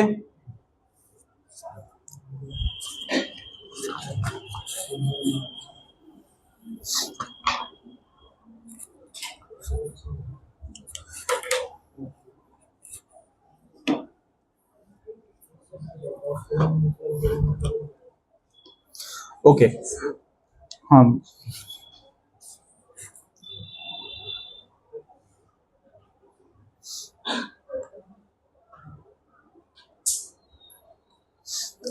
काय डाऊट इथपर्यंत? हा, हे त्यांची लँग्वेज असेल मल्याळम, एन्शियंट मल्याळम असेल, त्याच्यामुळे. मला साधं मराठी नाही, त्यांचं मल्याळम शिकवते. ठीक आहे, रफ करू. तर लास्ट टाइम आपण करत होतो प्राईम मिनिस्टर आणि काउन्सिल ऑफ मिनिस्टर. ओके, तर मी रॅन्डमली तुम्हाला क्वेश्चन विचारतो. प्राईम मिनिस्टर हे कोण निवडतो, कुठली ऑथॉरिटी निवडते? ओके, आणि बाकीचे मिनिस्टर कोण निवडतो? प्राईम मिनिस्टरच्या ऍडवाइसने निवडतो. बरोबर. दुसरा क्वेश्चन तुम्हाला विचारतो, ही जी ऍडवाइस आहे, ठीक आहे, म्हणजे काउन्सिल ऑफ मिनिस्टरची advice which is given on the president is binding, हे कुठल्या अमेंडमेंटनी चालू केलं किंवा बाइंडिंग आहे? 42 आणि 44. ओके, त्याच्यानंतर एक्झिक्युटिव्ह पॉवरमध्ये म्हणजे प्रेसिडेंटच्या एक्झिक्युटिव्ह पॉवरमध्ये तुम्हाला क्वेश्चन विचारतो की युपीएससीचा चेअरमॅन कोण निवडतं?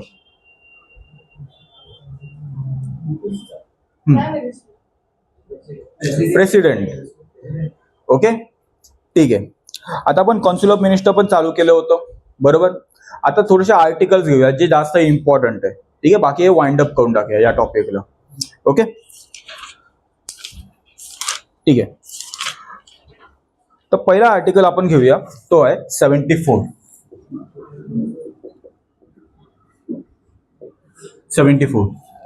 74 बद्दल थोडंफार तुम्हाला मी सांगितलं होतं.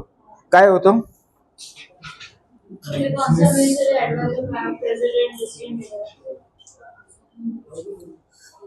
कुठल्या ऑथॉरिटी बद्दल दिले आहे ह्याच्यामध्ये?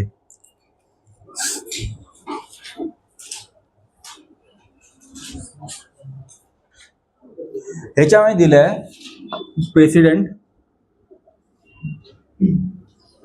To act on aid and advice of prime minister headed council of minister. बरोबर. म्हणजे याच्यामध्ये दिलं आहे की प्रेसिडेंट कसा ऍक्ट करतो, ठीक आहे, based on aid and advice. Okay. दुसरं, आता समजा हे काउन्सिल ऑफ मिनिस्टर आहे, प्राईम मिनिस्टर आहे. आता हे जास्त शिकलेले नसतात, ठीक आहे, कधी कधी अनकॉन्स्टिट्युशनल ऍडवाइस पण देऊन टाकतात, किंवा असे ऍडवाइस जी अनसेक्युलर असणार, जास्त पॉलिटिकल असणार. तेव्हा प्रेसिडेंटचं हक्क असतो एक त्यांना राईट दिला असतो अंडर आर्टिकल 74 की जी ऍडवाइस आहे हा परत काउन्सिल ऑफ मिनिस्टरकडे पाठवला जातो फॉर रिकन्सिडरेशन, की बाबा रिकन्सिडर करा की तुमची ऍडवाइस आहे मला बरोबर वाटत नाही, एकदा परत विचार करा त्याच्यावर. ठीक आहे. पण काउन्सिल ऑफ मिनिस्टरने परत ती ऍडवाइस तशी आहे तशीच पाठवली विदाऊट चेंज ऑर एनिथिंग, तेव्हा प्रेसिडेंटला ऐकायला लागतं. ठीक आहे. हेच ते 42 44 अमेंडमेंटनी चेंज करून टाकलंय. पण हे लक्षात ठेवा, अशी गोष्ट फक्त प्रेसिडेंट आणि सेंट्रल काउन्सिल ऑफ मिनिस्टरच्या मध्येच केली. गव्हर्नरच्या मध्ये हे अमेंडमेंट मध्ये काहीच दिलं नाहीये, म्हणून गव्हर्नर जास्त करून मचमच करतो. ठीक आहे. कारण की ऍडवाइस परत दिली तर ऐकत नाही, आपल्या मर्जीने करतो. कळलं. हे फक्त क्लॅरिटी फक्त प्रेसिडेंट आणि सेंट्रल काउन्सिल ऑफ मिनिस्टरच्या मध्येच दिलेली आहे. ओके. ते लिहितो, president can send the advice to council of minister for reconsideration, but if the advice is written back by council of minister then president must follow it. कळलं तुम्हाला काय doubt इथपर्यंत? Actually का केलं गेलं आहे? कारण की प्रेसिडेंट इनडायरेक्टली इलेक्टेड आहे, पण council of minister prime minister हे तुमच्याकडून इलेक्टेड आहे. तुमचा आवाज जास्त राहायला पाहिजे तिथे. ठीक आहे. तुमचा आवाज जास्त राहायला पाहिजे. कळलं. म्हणून हे अशी गोष्ट केली, पण मिसयूज होऊन जातं या गोष्टीच्या. कळलं.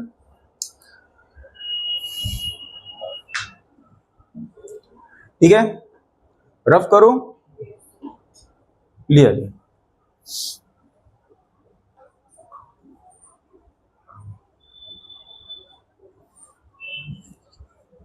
ओके.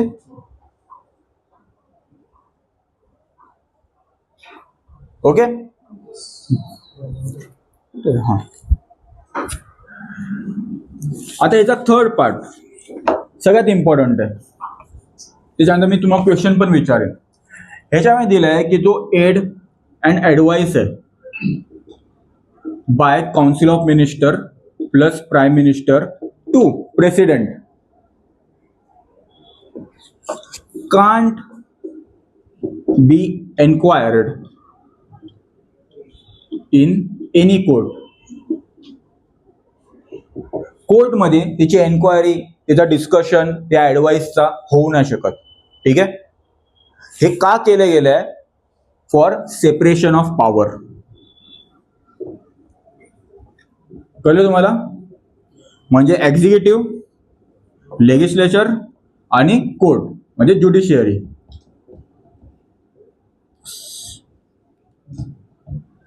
हे एक सायलो मध्ये काम करायला पाहिजे मॅक्झिमम टाइम. कधी कधी होतं ओव्हरलॅप, पण मॅक्झिमम टाइम. ठीक आहे. याला सेपरेशन ऑफ पॉवर लिहिलंय. आणि एक आर्टिकल आहे त्याच्यामध्ये असं लिहिलंय की there should be separation between executive and judiciary. कुठला आर्टिकल आहे मला सांगा. हा, 51 नाही, 40 सॉरी आपला 50. ठीक आहे. 50 मध्ये दिलंय की there should be separation between executive and judiciary. कळलं तुम्हाला? एक्झिक्युटिव्ह म्हणजे तेच council of minister, president, prime minister आणि ज्युडिशियरी कोर्ट सगळे. ठीक आहे. काय डाऊट इथपर्यंत? आर्टिकल इम्पॉर्टंट आहे, लक्षात ठेवा. ठीक आहे. याचा कंटेंट पण. कपडा कुठे? ओके. रफ करू.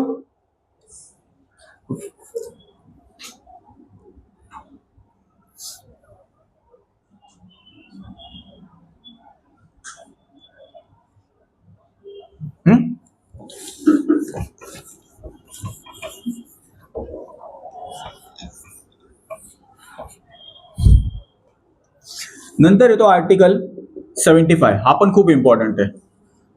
या आर्टिकल मध्ये दिलंय की अपॉइंटमेंट, ओथ, सॅलरी, अलाउन्स या गोष्टीबद्दल. ठीक आहे. तर ह्याच्यामध्ये काय दिलंय की प्राईम मिनिस्टर कसा निवडला जातो ते तुम्हाला माहिती आहे. Prime minister appointed by president, बरोबर. दुसरं अदर मिनिस्टर, हे तुम्हाला माहिती आहे, other ministers appointed by president on advice of,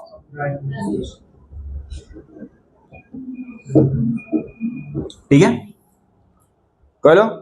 आणि त्याला प्राईम मिनिस्टरची ऍडवाइस बाइंडिंग होते स्टार्टिंग पासूनच. प्राईम मिनिस्टर ज्या त्या लोकांना बोललं याला रेल्वे मिनिस्टर बनव, याला वॉटर मिनिस्टर बनव, काही बनव, त्याला तसंच निवडायलाच लागणार. प्रेसिडेंटला तो आवडत असेल माणूस का माहिती नाही, पण करायला लागेल त्याला. ओके, कळलं तुम्हाला इथपर्यंत. दुसरा सब पॉइंट ह्याच्यामध्ये दिलाय की minister hold office on pleasure of president. Okay, minister म्हणजे हेच नाही की काउन्सिल ऑफ मिनिस्टर सगळे मिनिस्टर, ठीक आहे. म्हणजे प्राईम मिनिस्टरला पकडून पण हे तोपर्यंत ऑफिसमध्ये राहणार जर तोपर्यंत प्रेसिडेंटची मर्जी असेल. पण हे लक्षात ठेवा, ही मर्जी तुम्हाला माहिती आहे, या आर्टिकलमध्ये दिलं नाहीये, पण ही मर्जी ऍब्सोल्यूट नाहीये. केव्हापर्यंत हे राहणार? जोपर्यंत ही काउन्सिल ऑफ मिनिस्टरची मेजॉरिटी असणार किंवा कॉन्फिडन्स असणार लोकसभाचा त्यांच्यावर, कळलं, तोपर्यंत प्रेसिडेंट काय नाही करणार, त्याचा प्लेजर तेव्हाच कामाला येणार जेव्हा कॉन्फिडन्स कमी झाला काउन्सिल ऑफ मिनिस्टरवर किंवा काउन्सिल ऑफ मिनिस्टरची मेजॉरिटी खाली पडली, कळलं, तेव्हाच हे होऊ शकतं. ऍब्सोल्यूट नाहीये हा प्लेजर. कळलं तुम्हाला? ओके. सेकंड पॉइंट आहे सगळ्यात important. Okay, there should be collective responsibility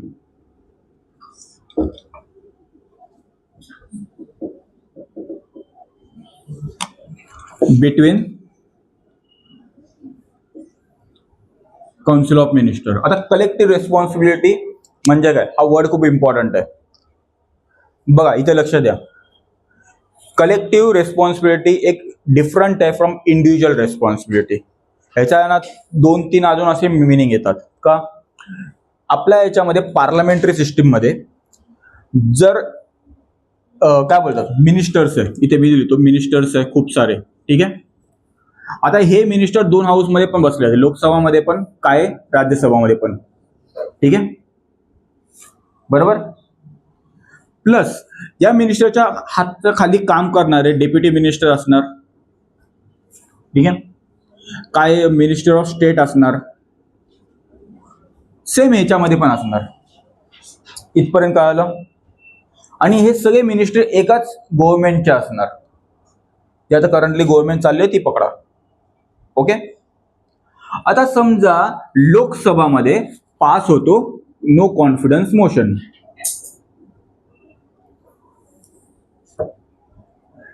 ठीक आहे. ऑपोजिशन समजा आपला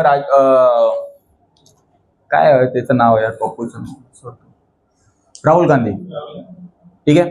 या लोकांनी बोललो की नाही या गव्हर्नमेंटला डुबवायचं आहे, ठीक आहे, तर एक चान्स आहे नो कॉन्फिडन्स मोशन पास करा लोकसभामध्ये, राज्यसभामध्ये नाही होत, ठीक आहे.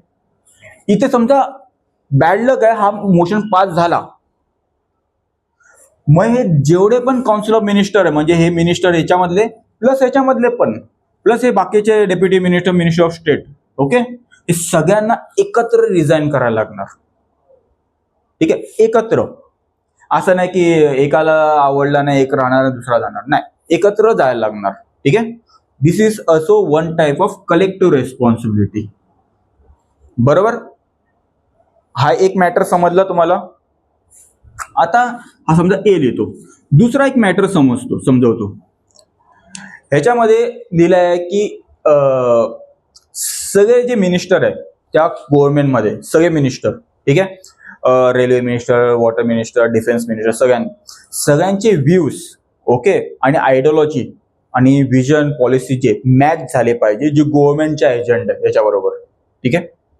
समजा त्याच्यामधला एक मिनिस्टर उठला आणि बोलला नाही मला हे गोष्ट आवडत नाही. फॉर एक्झाम्पल जेव्हा नेहरू गव्हर्नमेंट होती तेव्हा बाबासाहेब आंबेडकरांनी हिंदू कोड बिल आणलं होतं, है ना, तुम्हाला जर सांगितलं होतं, ते बाकीच्या गव्हर्नमेंटचे मिनिस्टर त्यांना आवडलं नाही, इन्क्लुडिंग प्राईम मिनिस्टर. आणि त्यावेळेला बाबासाहेब आंबेडकरांना सांगितलं तुम्हाला रिझाईन करायला लागेल आणि तुमची व्ह्यूज आमच्यावर मॅच नाही होत आहे.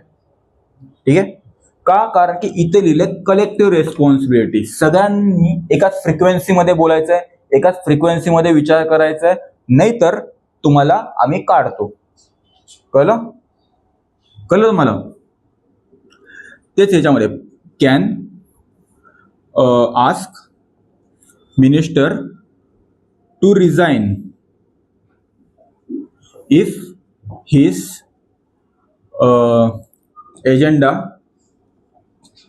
Don't match with government. कळलं? त्याला सांगू शकतो रिझाईन कर. जर तो रिझाईन नाही करत तर प्रेसिडेंटला बोलू शकतो की या माणसाला काढून टाक. कळलं? दुसरं अजून एक गोष्ट तुम्हाला सांगितली अँटी डिफेक्शन मध्ये. तुम्ही अँटी डिफेक्शन लॉ शिकवला होता 10th शेड्यूल मध्ये है ना. 10th शेड्यूलचा मी खूप वेळा शिकवला होता. इथे लिहितो अँटी डिफेक्शन 10th शेड्यूल. ह्याच्यामध्ये पण सांगितलं प्रत्येक पार्टीचा एक मेंबरला निवडला जातो, तो असतो व्हीप. व्हीप म्हणजे चाबूक. ठीक आहे. प्रत्येक पार्टीचा, काँग्रेसचा एक व्हीप असेल, बीजेपीचा व्हीप असेल, ओके, समाजवादी पार्टीचा असेल, सगळ्यांचा व्हीप एन्श्युअर करतो की आपले जे पार्टी मेंबर आहे, जो पार्टीने बोललं प्रेझेंट राहा तर राहायला लागणार, पार्टी बोलली याला वोट कर तर करायला लागणार, पार्टी बोलली वोट नको करू नाही करायला लागणार. ठीक आहे. म्हणजे सगळे मेंबरनी एका तालवर चालले पाहिजे. कळलं? आणि जर तो मेंबर नाही चालला, जर तो आपला पार्टीचा अगेन्स्ट बोलला की दुसऱ्या पार्टीला वावा केली, तर तो व्हीप काय करणार, स्पीकरला बोलणार की या माणसाला काढून टाक अंडर अँटी डिफेक्शन लॉ. कळलं? हे सगळे 3 तुम्हाला सांगितलं ना एक्झाम्पल, हे एन्श्युअर करतं की कलेक्टिव्ह रेस्पॉन्सिबिलिटी आहे आपल्या पार्लमेंट, आपल्या गव्हर्नमेंटमध्ये. कळलं तुम्हाला? ओके. हे तुम्ही टेन्शन नका घेऊ, हे तुम्हाला बुकमध्ये आहे. तुम्हाला जस्ट एक्सप्लेन करतोय कसं होतंय कलेक्टिव्ह रेस्पॉन्सिबिलिटी. ओके. काय इथपर्यंत डाऊट तुम्हाला?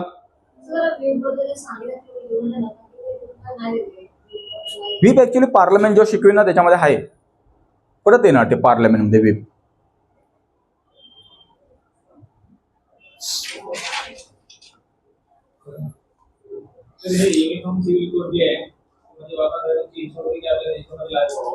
काय काय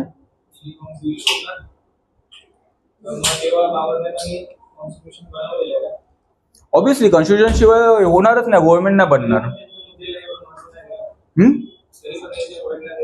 नाही तसं नाही. पॉलिटिक्स असते रे, जरा कास्ट पॉलिटिक्स असते, थोडीशी क्लास पॉलिटिक्स असते, असं होत राहतं नॉर्मली. तुला बरं बीजेपी गव्हर्नमेंट एकदम हे काय सगळे एकमेकांना आहे त्यांच्यावर एनिमिटी. ऍक्च्युली चांगल्यासाठी नाहीये, कारण की युनिफॉर्म सिव्हिल कोड बद्दल काही काही क्वेश्चन तुम्हाला येऊ शकतो एमपीएससीच्या मेन्स मध्ये किंवा युपीएससीच्या मेन्स मध्ये, की हे रिलायबल आहे का की फिजिबल आहे का. ऍक्च्युली जे पण एक्सपर्ट कमिटी येऊन गेले ते बोलले की फिजिबल नाहीये, कारण की दंगा होणार, कोण ऐकणार नाही. आपले जे पर्सनल लॉ आहे, आपले मॅरेजचा, डिवोर्सचा, अडॉप्शन,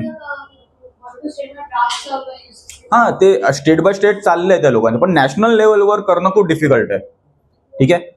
एस्पेशली तिकडे मुस्लिम पॉप्युलेशन जास्त असेल किंवा ख्रिश्चन पॉप्युलेशन जास्त असेल, ते नाही करायला देणार, ते आपले स्पेशल राईट्स का लूज करणार. कळलं? असं आहे. ओके. एवढं कळालं या आर्टिकल मध्ये काय आहे. ओके. दुसरं आहे की ओथ ऍडमिनिस्टर कोण करतं या मिनिस्टरचं. याला रफ करू.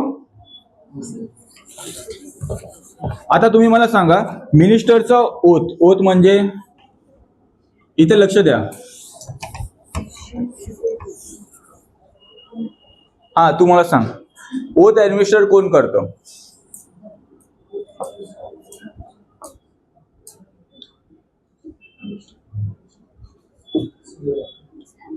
बोल.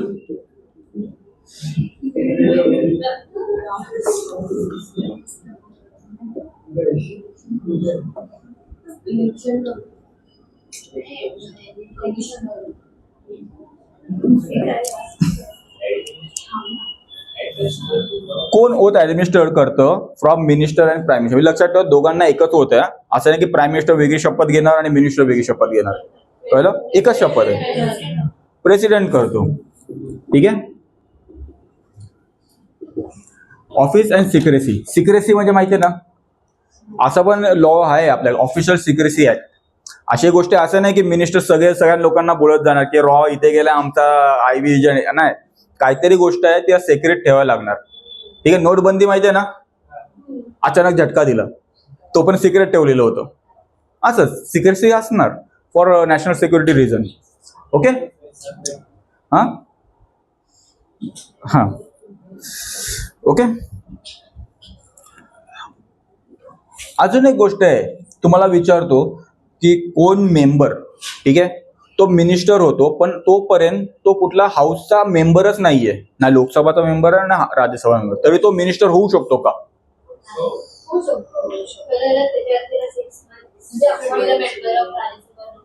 बरोबर, म्हणजे होऊ शकतो, पण झाल्यानंतर 6 महिन्याच्या आतमध्ये तो कुठला तरी मेंबर व्हायला लागणार त्याला, आयदर दुसरा हाऊस लोकसभा किंवा राज्यसभाचा मेंबर व्हायला लागणार. Okay. Any person can be a minister but he must become a member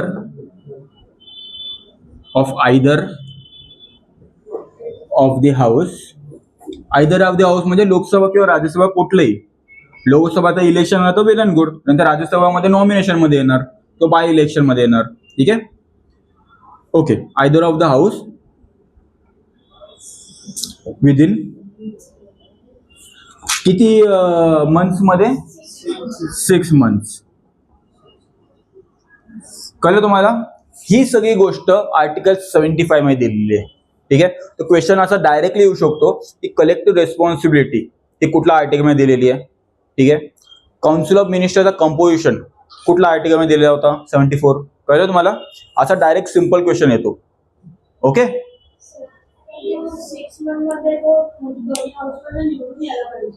हो, निवडून आला पाहिजे किंवा नॉमिनेट पण होतो, माहितीये ना, 12 मेंबर नॉमिनेट होतात राज्यसभामध्ये, तसा पण येऊ शकतो.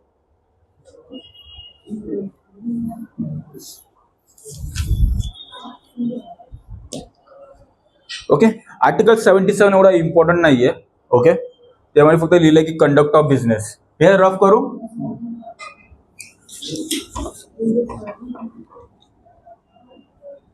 लिहित होतात का? अच्छा.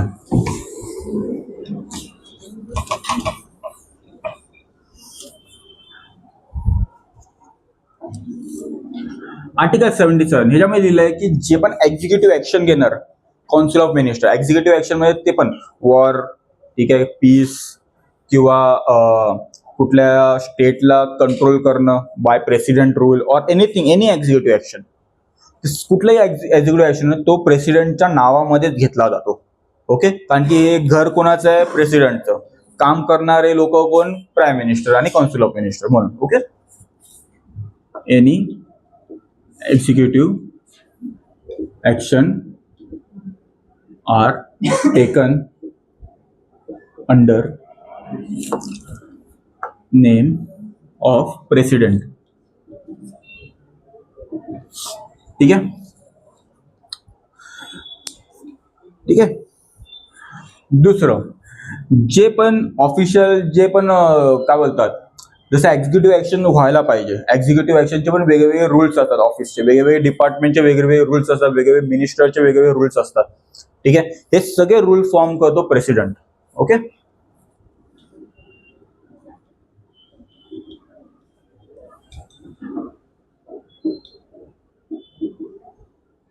ट्रान्झॅक्शन ऑफ वर्क किंवा बिझनेस बोलू शकतो. बिझनेस मध्ये हे नका समजू व्यापार, बिझनेस म्हणजे वर्क.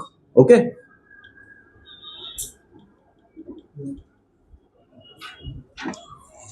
हे प्रेसिडेंट करतो. पण प्रेसिडेंट ऑब्विसली कोणाच्या नावावर कोण करतो ऍडवाइस? त्याला काउन्सिल ऑफ मिनिस्टर आणि PM. ठीक आहे. हे फक्त दिलं, एवढं इम्पॉर्टंट नाही आहे. आर्टिकल 77. 78 इम्पॉर्टंट आहे, जो याचा नेक्स्ट आहे.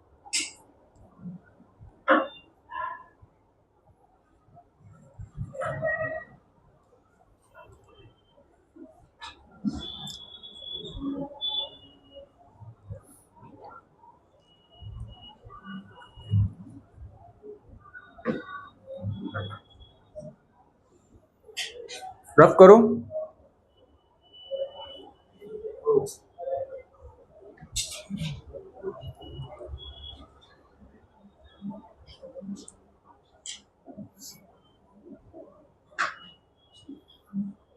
डन. 78 इम्पॉर्टंट आहे 77 पेक्षा. 74 इम्पॉर्टंट आहे, 75 इम्पॉर्टंट आहे, 78 इम्पॉर्टंट आहे. ते तुम्हाला सांगतो का. 78 मध्ये दिलंय की प्राईम मिनिस्टरची ड्युटी आहे. प्राईम मिनिस्टर ड्युटी आहे की काउन्सिल ऑफ मिनिस्टर मध्ये डिसिजन मध्ये काय घडलं, ओके, मीटिंग मध्ये काय घडलं, आणि नॉर्मली देशामध्ये प्रत्येक कोणामध्ये ऍडमिनिस्ट्रेशन कसा चाललंय याचा रिपोर्ट प्रेसिडेंटला द्यावा. ठीक आहे. जेव्हा पण प्रेसिडेंट मागेल तेव्हा प्राईम मिनिस्टरला द्यायला लागणार. ओके.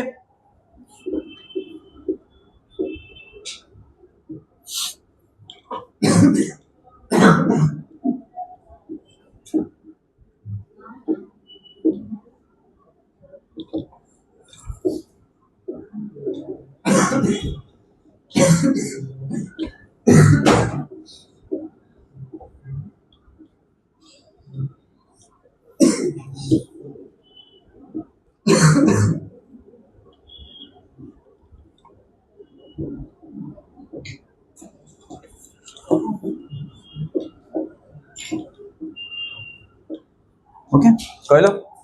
हे ऍक्च्युली आर्टिकल काय इम्पॉर्टंट आहे हे दाखवतं की प्रेसिडेंट फक्त कठपुतली नाहीये.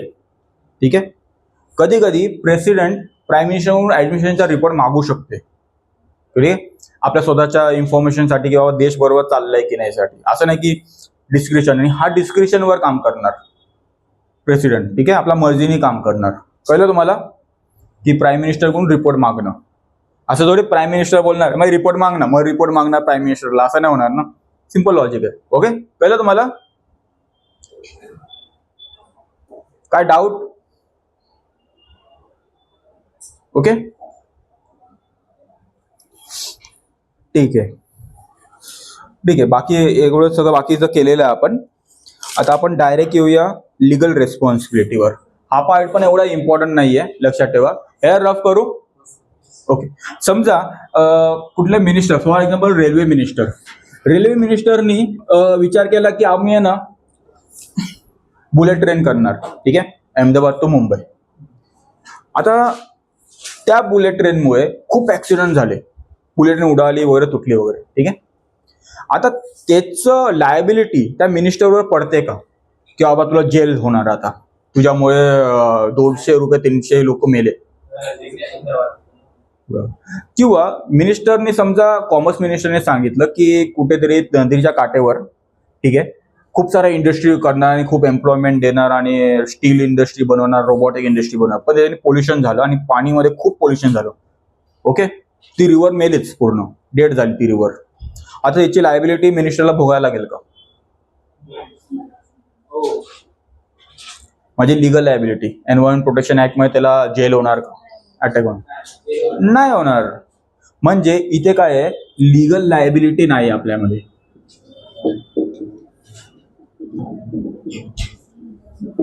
अशी लिगल लायबिलिटी युके मध्ये आहे. प्रत्येक मिनिस्टरला काउंटर साइन करायला लागते जे त्यांनी एक्झिक्युटिव्ह ऍक्शन दिलं. ठीक आहे. आपल्या इथे लिगल लायबिलिटी नाहीये मिनिस्टरला. तर त्याच्यामुळे काय झालं, कुठं लॉ व्हायोलेट झाला त्याच्या ऍक्शनमुळे, तर काय प्रॉब्लेम नाहीये. ठीक आहे, कळलं तुम्हाला.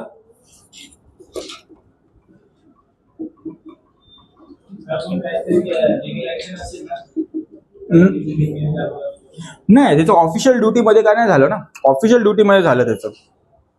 ऑफिशियल ड्युटी मध्ये काय झालं, अनइंटेन्शननी झालं, तर काय नाही होणार. त्याला लिगल रिपरकशन नाही होणार त्याच्यावर. काय कळलं.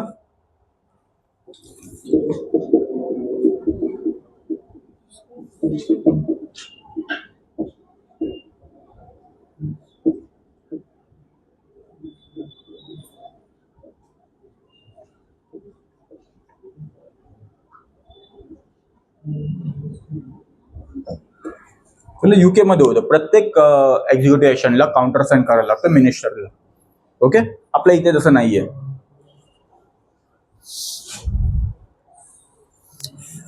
ठीक आहे, कळलं तुम्हाला.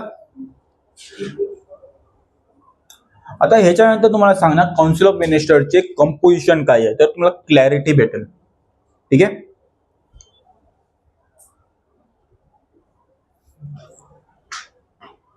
काय डाऊट इथपर्यंत?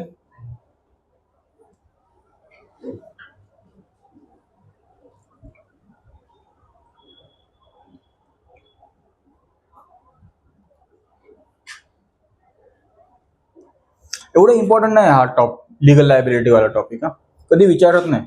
जे तुम्हाला सांगितलं ना इम्पॉर्टंट, ते इम्पॉर्टंट आहे. ठीक आहे. आता जे मी सांगणार आहे ते पण इम्पॉर्टंट, त्याच्यावर क्वेश्चन येऊन गेलं. म्हणजे काउन्सिल ऑफ मिनिस्टरचा कंपोजिशन काय. याला रफ करू.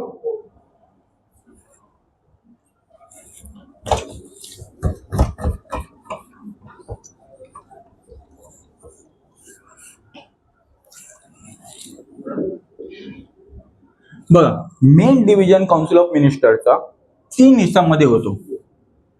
एक असतो कॅबिनेट मिनिस्टर. ठीक आहे. एक असतो मिनिस्टर ऑफ स्टेट. एक असतो डेप्युटी मिनिस्टर. ठीक आहे. मिनिस्टर ऑफ स्टेट मध्ये हे विचार करू नका स्टेटचा मिनिस्टर. मिनिस्टर ऑफ स्टेट वेगळा, स्टेट मिनिस्टर वेगळा. मिनिस्टर ऑफ स्टेट म्हणजे जे नॉर्मल कॅबिनेट मिनिस्टर असतात ना, ते एजेड असतात, एक्सपिरियन्स पॉलिटिशियन असतात. त्याच्या अंडर हाताखाली काम करणं की त्याचा कुठलं तरी एक डिपार्टमेंट सांभाळणं. तुम्ही बघितलं कधी, तुम्ही न्यूज फॉलो करत असणार ना, खूप सारे यंग मिनिस्टर असे दिलेले असतात. मिनिस्टर ऑफ स्टेट यंग असतील ते ऍक्च्युली. तर फ्युचरमध्ये त्यांना पॉलिटिकल करिअर वाढवायचं असेल, कारण कोणाचं तरी ओळखीचं असणार कोणतरी मिनिस्टरचं, त्याला मिनिस्टर ऑफ स्टेट बनवलं जातं. ओके. असं मानलं जातं ह्याच्यामध्ये त्याला एक्सपिरियन्स भेटतो की पॉलिटिक्स कसा चालतो, गव्हर्नमेंट कसा चालतो, मिनिस्टरला काम कसं केलं पाहिजे. ठीक आहे. आणि त्याच्यात कधी फ्युचरमध्ये तरी तो कॅबिनेट मिनिस्टर बनून जाईल. पण आपण बघूया कॅबिनेट मिनिस्टर काय. कॅबिनेट मिनिस्टर म्हणजे न्यूक्लियस आहे डिसिजन मेकिंगचा.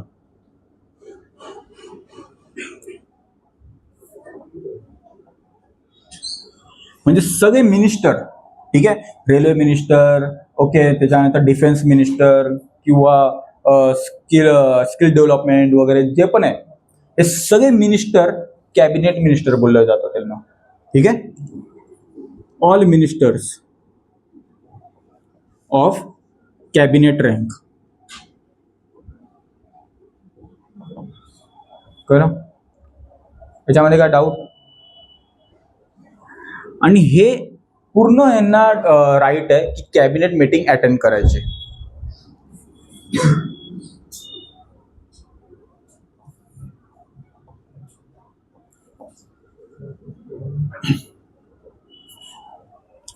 ठीक आहे. दुसरं, आता तुम्हाला क्वेश्चन विचारतो, काउन्सिल ऑफ मिनिस्टरचा डेफिनेशन किंवा त्याच्याबद्दल डिस्क्रिप्शन कुठल्या आर्टिकल मध्ये दिलेला होता? 74 मध्ये है ना. त्यामध्ये दिलं council of minister headed by prime minister to aid and advice the president. कळलं? कॅबिनेटच्या बद्दल कुठल्या आर्टिकल मध्ये दिलंय असा क्वेश्चन येऊ शकतो. तुम्ही विचार पण नाही करणार या आर्टिकल मध्ये दिलंय नाही. हाय हाय त्याच्यामध्ये कॅबिनेट बद्दल डेफिनेशन दिलंय. कुठला आर्टिकल? कधीतरी येऊन गेलाय मला वाटतं असा क्वेश्चन. लक्षात ठेवा, डेफिनेशन हे दिलंय आर्टिकल 352 मध्ये. तो 352 कशाबद्दल आहे? नॅशनल एमर्जन्सी मध्ये. ठीक आहे. त्याच्यामध्ये कॅबिनेटच्या डेफिनेशन दिलेलं आहे. ओके, हे विसरू नका. कळलं? ओके. हे तर तुम्हाला कळालं, सुप्रीम डिसिजन मेकिंग बॉडी आहे कॅबिनेट मिनिस्टरचा किंवा कॅबिनेट मिनिस्टर. ओके. आता मिनिस्टर ऑफ स्टेट काय असणार ते तुम्हाला सांगितलं. यंग मिनिस्टर असणार. आयदर ते इंडिपेंडेंटली काम करतात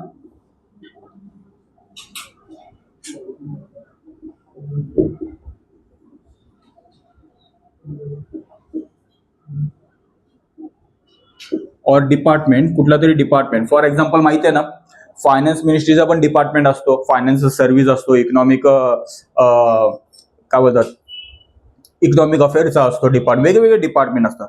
तर प्रत्येक डिपार्टमेंट एक एक स्टेट मिनिस्ट्री ऑफ स्टेटला दिलेलं असतं, कारण की तो एक आपल्या डिपार्टमेंटमध्ये काम करणार आणि या नॉर्मल तो कॅबिनेट मिनिस्टर त्याला असिस्ट करणार, मदत करणार. ठीक आहे, कळलं तुम्हाला? Either work in independent ministry और डिपार्टमेंट और अटॅच्ड टू कॅबिनेट मिनिस्टर. कळलं? दुसरं, मिनिस्टर ऑफ स्टेटला कॅबिनेट मिनिस्टर म्हणून नाही बोललं जाणार, म्हणजे कॅबिनेटचा मेंबर नाही येतो. Okay, not a member of cabinet. दुसरं, काय कॅबिनेट मीटिंग तो अटेंड करू शकतो का मिनिस्टर ऑफ स्टेट? जनरली नाही करू शकत, पण इन्व्हाइट केल्यावर तो येऊ शकतो. ओके,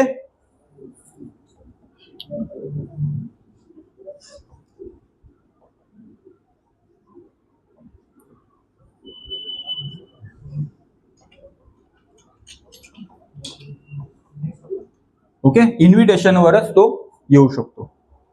ठीक आहे, आता कॅबिनेट मिनिस्ट्री समजलं, मिनिस्ट्री ऑफ स्टेट समजलं. आता डेप्युटी मिनिस्टर काय आहे?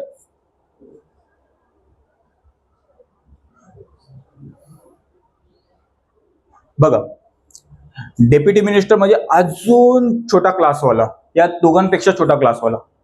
ठीक आहे, म्हणजे तो कॅबिनेटचा मेंबर पण नाहीये, नाही तो कॅबिनेट मिनिस्टर अटेंड करू शकतो, नाही कुठला इंडिपेंडंट मिनिस्ट्रियल डिपार्टमेंट त्याला दिलं जातं.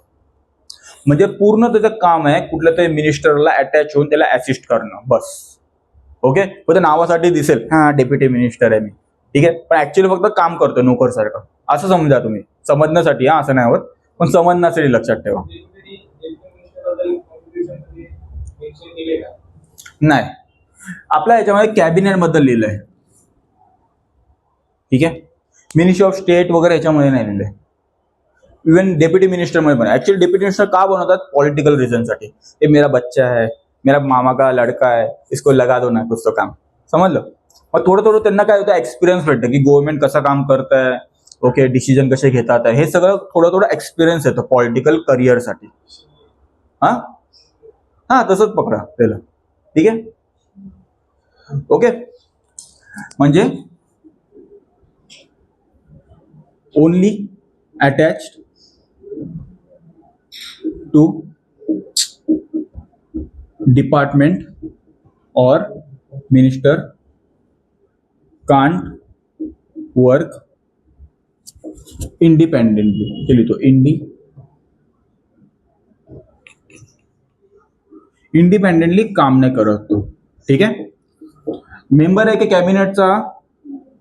बोला बरोबर, not a member of cabinet. हा मीटिंग अटेंड करू शकतो की कॅबिनेटची? नाही.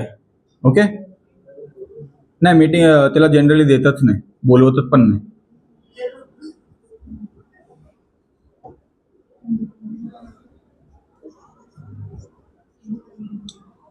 कळलं?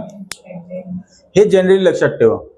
आता जेव्हा मी बोलतो कलेक्टिव्ह रेस्पॉन्सिबिलिटी, ठीक आहे, जर नो कॉन्फिडन्स मोशन पास झाला तर पूर्ण काउन्सिल ऑफ मिनिस्टरला रिझाईन करायला लागतं. ते हे सगळे, हा पण गेला, हा पण गेला, हा पण गेला. तो राज्यसभामध्ये असेल किंवा लोकसभा असेल, सगळे गेले. कळलं तुम्हाला? आता कळलं? क्लिअर झालं? Okay, done. तुम्ही जाऊ शकतात. पुढच्या वेळेला दुसरं चालू करूया आता.